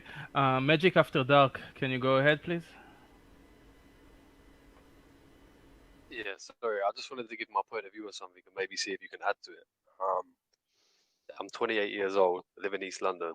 A lot of Muslim people that I know of my generation, they're living conflicted lives because when they've been brought up and their brain has been conditioned to love their religion and love their God, but their heart and soul is not in it, because when they're out of the house and away from their parents, they're living the Western lifestyle. And when they're at home, they're under the rules of their parents. And because they lie to their parents every day, they find it so easy to lie to everybody else. But it just goes back to what Adam said. I don't think a lot of them know their religion, but they're just conditioned into it and end up living a conflicted life. But that's just a point of view of my generation. But you just said we're not here to discuss individuals, so it's probably irrelevant. But I just wanted to see if you can add to that. It is an issue. But so the issue is that, okay, in the Middle East, when I lived in the Middle East, I dated Middle Eastern women, and they lived dual lives. They were terrified of being caught by their families for the fact that they would go clubbing, they'd drink, they would do things that were illegal and under Islamic law would get them killed. If they lived in Syria, if they were in Palestine, they'd die. They would be killed, right? If they were in Egypt, their families in Pakistan, wherever, their families would kill them for that. However, on that point, gosh, I just lost my thread now. You know what? I lost my thread for some reason. I had an important point. Oh, sorry. The only way for them to redeem themselves, and males tend to follow this route, when you've sinned and you feel eventually sinful, eventually some family member takes you aside and says, look, you're living a wrong life, you need to repent, except Islam does not have the same concept of repentance and forgiveness, because it is not about sin, it's a crime. You've committed crimes, right? And the only way that a Muslim can gain righteousness is by commanding the right and forbidding the wrong. Only then. And unfortunately, the only way to wipe your slate clean, the only guaranteed way for a Muslim to wipe his slate clean is by committing jihad. That is to kill and be killed for Allah. So therefore, these Muslims then become targets for imams who want to utilize them to perform jihad. So they are doing it as righteousness so that they can wipe the slate clean of sin. And of course, they're told that, well, if you do this, you will not only wipe your own sin, but you will then be able to intercede on behalf of 72 of your family members, and they will be guaranteed paradise. So your sin can be turned into not only a benefit for you, but a benefit for your family. And so they are utilized. The ideology then forces them, often manipulates them into becoming jihadis. So there's a problem there. Thank you very much. You provided so much clarity on a lot of people that I grew up with and class as friends, and I'll definitely be passing this recording on. God bless. Well, thank you. Thank you. Any more questions, guys? I just want to add something to that. The word 72, which Lloyd said, he actually read it and he said it as is. When you speak with a Muslim, they will denounce that. So use the word kasira, many, generation, because the Islamic consensus is that the word number 72 is representing kasir, means many, and not the literal 72. So Okay. it's like a hyperbole. I'm you know the Hyperbole, word, right? What I'm hyperbole, saying? yeah. Yeah, it's like that. So when you say, Muslims, they will actually nitpick your words, and they will raise question on the nitpick and leave the major part of it. So that's why I'm repeating it, so that everyone would know on that. Yeah, fair point. Yeah, guys, as you know, Adam is an expert on the Sunnah, the Quran and the Sunnah, far better than I am. So, yeah, and also don't forget that, unfortunately, when you read through the Sunnah, there are certain subtle deceptions. There are certain I can pick up many of them, most of them, I think, within the Sharia documents. When you cross-reference, double-check, triple-check, there are typos certainly that look legitimate, and there are also edits that alter the meaning, and there are things that are removed and things that are added, things that are not in the original and things that are removed out of embarrassment. So understand that you need to also read this with an understanding that there are some things where they've fudged the documentation, and thus you need to be careful. Okay, James, go ahead. Yeah, kind of two things really. Firstly, Lloyd, I just wanted to ask you if you have anything to say on the story that Muslims peddle, really, is what I would say, about Jesus not dying on the cross. They've got numerous. If you read their scholars, I can actually do a presentation on that. In fact, I can do a presentation on that in depth.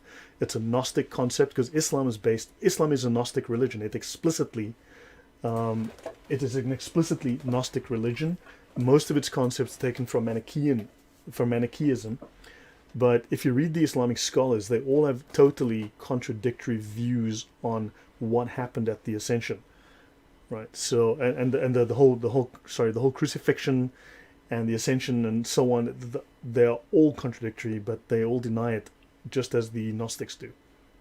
In fact, they're paraphrases mostly of various Gnostic ideas from the Gospel of Peter, from the Manichaean doctrines. It's all over the place. Right. Yeah. I mean, for me, the story just sounds so bizarre. Like the couple of stories that I've heard that God changed Jesus with someone from the crowd, and just because a Muslim literally said because everyone had beards and headdresses, no one noticed. Like I just don't know. Literally, I can read but that's you. Apparently. Yeah, Adam, take that. I'm going to find something. Yeah, go on. Yeah, I'll add some point to that. So basically, Quran is very, very, very vague on that subject. Quran says, وَمَا قَتَلُوا وَمَا صَلَبُوا وَلَكِنْ لَشُبْهِ لَهُ.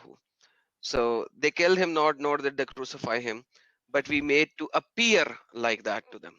Shubhi lahum. So, now this particular word, this particular sentence is very, very vague. That's what Quran is saying. Quran doesn't say anything more than that. It doesn't give you any story. This is Quran chapter number 4, verse number 157.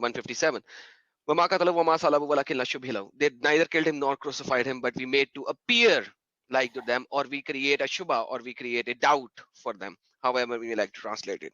Yeah. Now, Ibn Kathir gives a story. In that story, I've got it up on the screen. Judas was made to look like him. And there was a guy Judas who was pretty young, and he used to say, "Hey, Jesus, make me look like you. Make me look like you." And Jesus said, "Nobody else, nobody else, nobody else. Okay, Allah, make him look like me." And then Jesus went off, and that guy was crucified. You look at Qurtubi, there are other stories. You look at there's Tibri, numerous. there are other stories. I can go through them. I've actually got them up. I've got the presentation up. Yeah. So 4:157, for instance, they state here. He mentions Tafsir Ibn Kathir. Right. He says, Jesus used to make the shape of a bird from clay and blow in it, and became a bird by Allah's leave and flew. Now, this is taken from two sources, the Arabic Infancy Gospel of Thomas and the Infancy Gospel of Thomas. So these are Gnostic tales that are well known from, I think, the 3rd or 4th century, which Islam simply just copies word for word, verbatim. And of course, it states here that Allah made the young man look exactly like Isa. Remember, not Jesus, Isa. The earliest New Testament gospel in Arabic, the earliest Arabic gospel, okay, which was found in Egypt, I think, which dates to the 8th century, 9th century. It has Yeshua, not Isa, but all of the Islamic texts have Isa and not Yeshua, which is very interesting. But then, of course, you've got this whole story. Then you've got different stories by Tafsir al-Badawi. A group of Jews cursed Christ and his mother. He invoked evil on them, and then he turned the Jews into monkeys and swine. And then Jesus says, "Who would like to have my likeness cast on him and be killed and crucified and then enter paradise?" And one of them volunteered. And then he was cast with Christ's likeness. He was then arrested, crucified, and killed. It is also said that the crucified one was a traitor who went with the mob to guide them to Christ. So now you've got two different stories from the same author, so he doesn't know which one. Okay? Then you've got Qurtubi. While explaining the words of the Quran, they were deluded by resemblance. So Dahak says, it so transpired that following the intention of the Jews to kill Sayyidina Isa, his disciples assembled. It was then Iblis, evil, the devil, who gave the address of Isa to the execution squad. 4,000 men surrounded the house. Okay, according to Qurtubi, Isa said, "Is one of you willing to go out and be killed and then be in paradise with me?" One of them offered to do so. Isa gave him his shirt and head cover. Then his resemblance of Jesus was cast on him. And then the Jews, believing him to be Jesus, caught him and crucified him. And it goes on. According to some reports, they'd said, so if you go through these crucifixions that I've got here, there's a ton of different stories. The Muslims have story after story after story. And it's all taken word for word from Gnostic traditions, and none of the scholars can agree.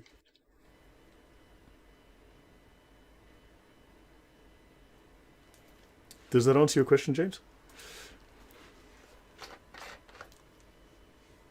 I can do a full show on this another time. I've got all the notes on this one.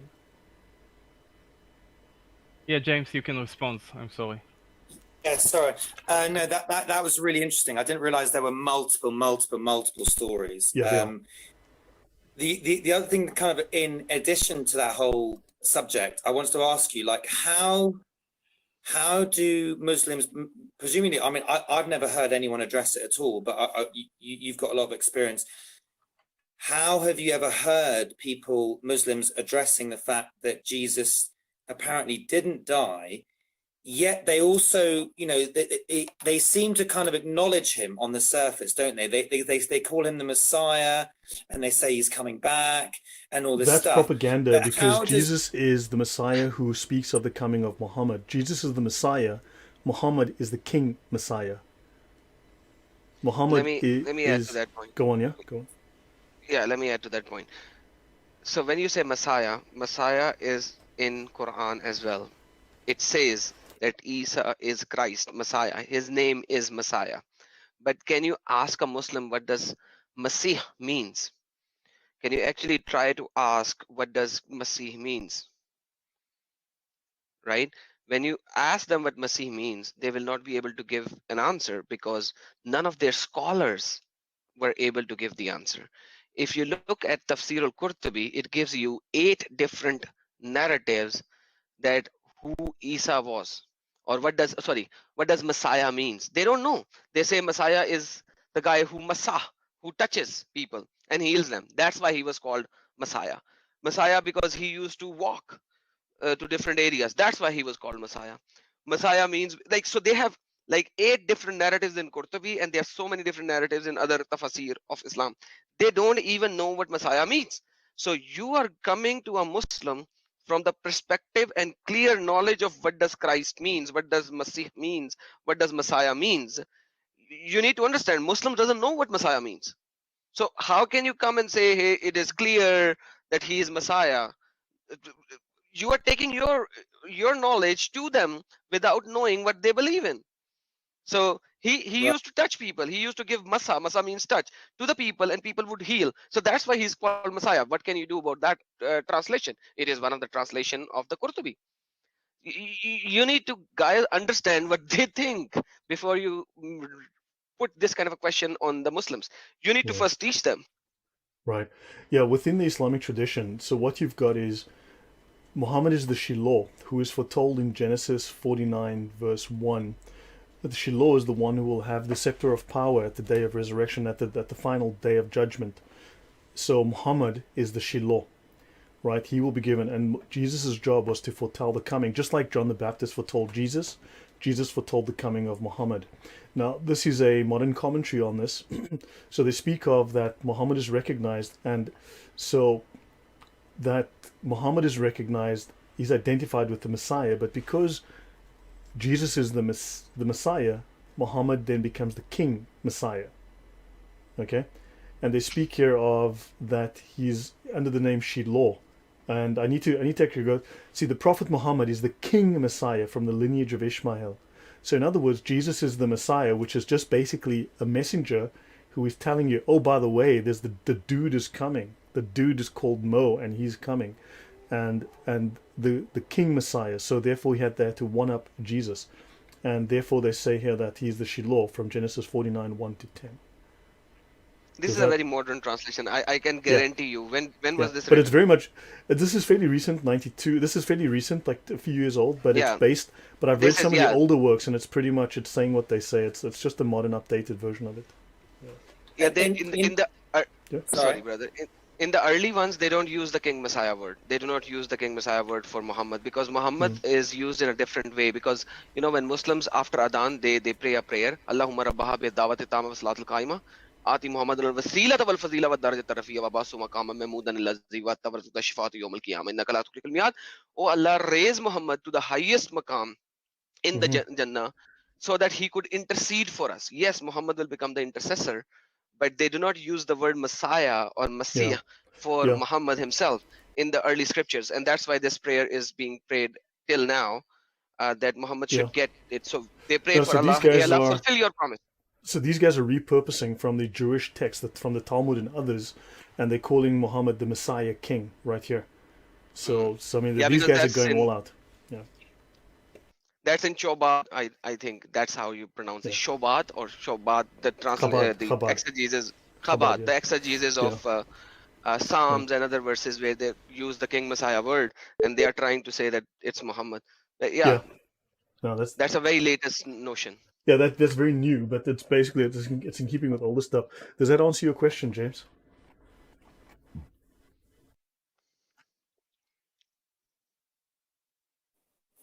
Yeah, it does. I mean, Dave the Pond wants to ask a question, but there was like a continuation just on from that whole Messiah thing, which is, it is true, or is it not? Can you furnish me with more knowledge on the fact that Muslims, Islam, they are waiting for the return of Christ, but they're not waiting for the return of Muhammad? No, he's coming as well. Christ is going to come back at the right hand of Muhammad. He's going to pray behind Muhammad. So Christ will come back fighting the Christians and the Jews, killing the Christians and the Jews who refuse to submit to Islam. And then after he destroys the church, Jesus will destroy the church, kill the pigs, and then everybody will become Muslim, and then Jesus will marry, have kids, and die. Because you must understand the role of... Yeah, go on, Adam. That's not Muhammad. That's Mahdi. Jesus will work with Mahdi, who is the Imam of Muhammad. So okay. That's the narrative. Sorry, before some Muslim will come up and say, "Hey, Lloyd lied," it's Mahdi. Mahdi is one of the Imam who will come. Jesus will pray behind Imam Mahdi, and he will destroy the Dajjal al-Masih. So in the Arabic, it does say Dajjal al-Masih. Dajjal means simply a lying Messiah. Yeah, the So Jesus of Antichrist. Christianity is the evil Jesus, and the Isa is the good Jesus. Yeah, the good Jesus will kill the Dajjal al-Masih, who will... Yeah, so it's all full of bull crap. I'm sorry. I know what I have read. I know what I believed in. Yeah. Yeah, the last, you see, Muhammad, people don't understand the role of Muhammad in Islam once you look outside of the regular sources. So it says here that Muhammad was created from a ray of light taken from the splendor of Allah's own body long before the creation of the world. Okay, Allah took a ray of light from the splendor of his own glory and united it to the body of Muhammad. And he said to Muhammad, "You are the elect, the chosen." And the first thing which Allah created was Muhammad's light and spirit. So Muhammad was created of divine light.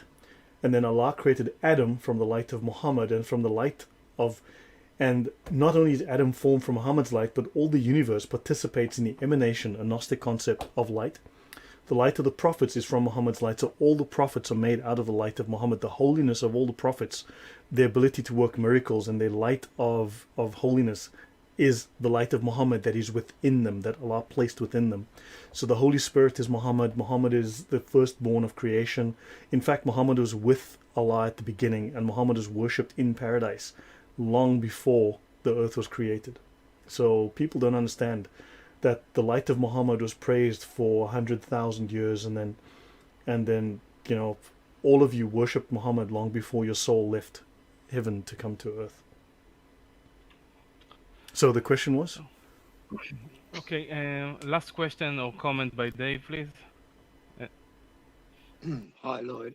Just wanted to say a really deep, big thank you to you and Adam. But thank you, brother. Is it true that the name Muhammad is actually a title rather than the real name? The praised one, basically. It could be Jesus, to be honest. If you say the praised one, do you mean Allah or do you mean Muhammad?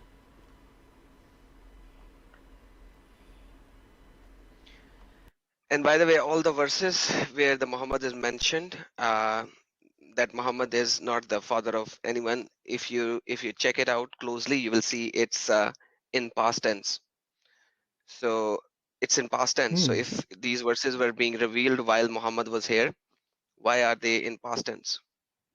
That's interesting. I will do a live stream with you, Lloyd, on this one. We'll do a live stream on my channel on this one. one. That is interesting. No, I learned a lot tonight. I mean, I've learned a lot as well, things I didn't know, some from the Sunnah. So that's very interesting. Yeah. Okay. So that's me basically done, guys. You know, it's midnight here. Yeah, I just want 3 more minutes of Adam's time, if I may. Sure, please go ahead. Adam, let's pretend that the Muslims are no longer a minority in Europe, and they are able to have their way. How does life under Islam, because you are from Pakistan, so you obviously know how it feels and how it looks. How does life under Islam will be in Europe if they are the majority? You will have everything according to the Sunnah and the Hadiths, Sunnah and the Quranic things. So in Pakistan, we have a law called 295C, the Act of Pakistan 295C and 285. So if anyone, as an agnostic or atheist, would say, I don't believe in Muhammad, Muhammad was a false prophet, that's a 3 years imprisonment. If he says Muhammad is a pedophile, that's a punishment till death. So you will be hanged till death. You cannot say anything wrong about Muhammad or any other prophet. So example, you say Jesus is Lord God. Now, for example, that's again a blasphemy, that you are using a holy personage of Islam and calling him more than what he is, and hence you have bare minimum 3 years imprisonment. That's the law of Pakistan, Act of Pakistan. You it means like there is no freedom of speech. There will be girls married to Muslims at a very young age, and the law cannot do jack. Anyone can convert your daughter or your son at the age of 5 or 6 or 7 to Islam, and you cannot do jack. But anyone who wants to get out of Islam, they have to go to the court after they are adult, which is 18 plus, and they have to denounce Islam and say, I need to be a non-Muslim. Yet they will ask you certain question, and they will put you in such a trial where if you say something left, right, and not be very precise, you might say a blasphemy, so you will be put to jail for 3 years. And when you put to jail in 3 years, remember, in the US and the western part of the world, they do bad things to the people who are child molester. But in Pakistan and countries like that, they do bad things to the people who are blasphemer. So you see, that is a basic reality. There's no freedom of speech, there's no freedom of religion. Everything has to be according to Sharia, and yet Pakistan is not even 50% Sharia country. It's not even 50% Sharia country. It is maybe 20% Sharia country, and that's your life will be in essence. And yeah, any man can marry. He can have a wife at home, and he can go and have an affair with another girl, and then just marry her. And the wife cannot do jack. She cannot, because in Islamic law, it does not requires the person to ask permission from her first wife to marry a second wife. It's not, by law, it's not. The wife cannot divorce the husband as well. According to Islam, wife cannot divorce her husband. She can request for a divorce. She can say, may I please have the divorce? And the guy say, no, F off. And then she is effed off. She can't do anything. She'll just go to the court, and the court session will run for years. And during that time, she can't even marry anybody else because she is already married, even though the guy is not living with her, and she is just not getting the divorce. She is requesting for the divorce. So, overall, I think if I have to describe it in just few words, this is what your life will be in a Muslim majority country. Thank you very much. This is very important for us to know. I guess now more than ever, the Europeans are going to open their borders even wider to accept more of those nice, peaceful people. Or maybe not. Maybe you will learn something. Anyway, Lloyd, do you have anything else to say for tonight, or we will just meet again next Monday? I will say You good use the night, word, brother. everyone. Sorry, yeah. Yeah, you use the word niceful people, peaceful people. You know what Quran says? Quran says, do not go for peace when you are the uppermost. So the Quranic doctrine actually is clear. Quran chapter number 47, verse number 35. It says, do not weaken and call for peace when you are superior and when you are the uppermost. Do not go for peace. So the peace is in Islam is only there when you are not superior. And that's what we have shown you already in different verses of the Quran and the Sheikh. So don't call it a peaceful religion, brother. Like, please don't. No, I was just sarcastic. I'm sorry. It was a joke. Oh, sorry. Yeah, Adam, you are always welcome to come back. Thank you very much for your input. God bless you. Adam, thank you very important much. information. And Lloyd, as usual, this is the work of a hero in my eyes. I appreciate that a lot. I think all our admins are very happy about your dedication and time and kindness. So I will stop the recording now. Thank you for joining We Are the 99%, and we are part of the Resistance United family. And this Wednesday we have another event with William Gardner about what is truth, objective truth. You're all welcome to join. Yeah. Thank you very much, and Well, thank see you you next guys. Monday, Lloyd. By the way, let me just show you Adam Seeker's channel so that you can find Adam Seeker on YouTube.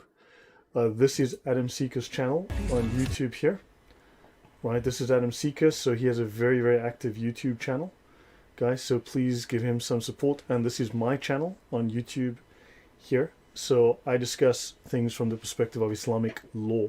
So not opinion, but the final interpretation of Islam, which is the ijma, the consensus of the scholars, and how it is applied. So this is my channel, which discusses these issues in detail. So please look us up and subscribe. Thank you. Thank you very much. God bless you both, and I will open the floor for free conversation. Good night, everyone. Thanks, guys.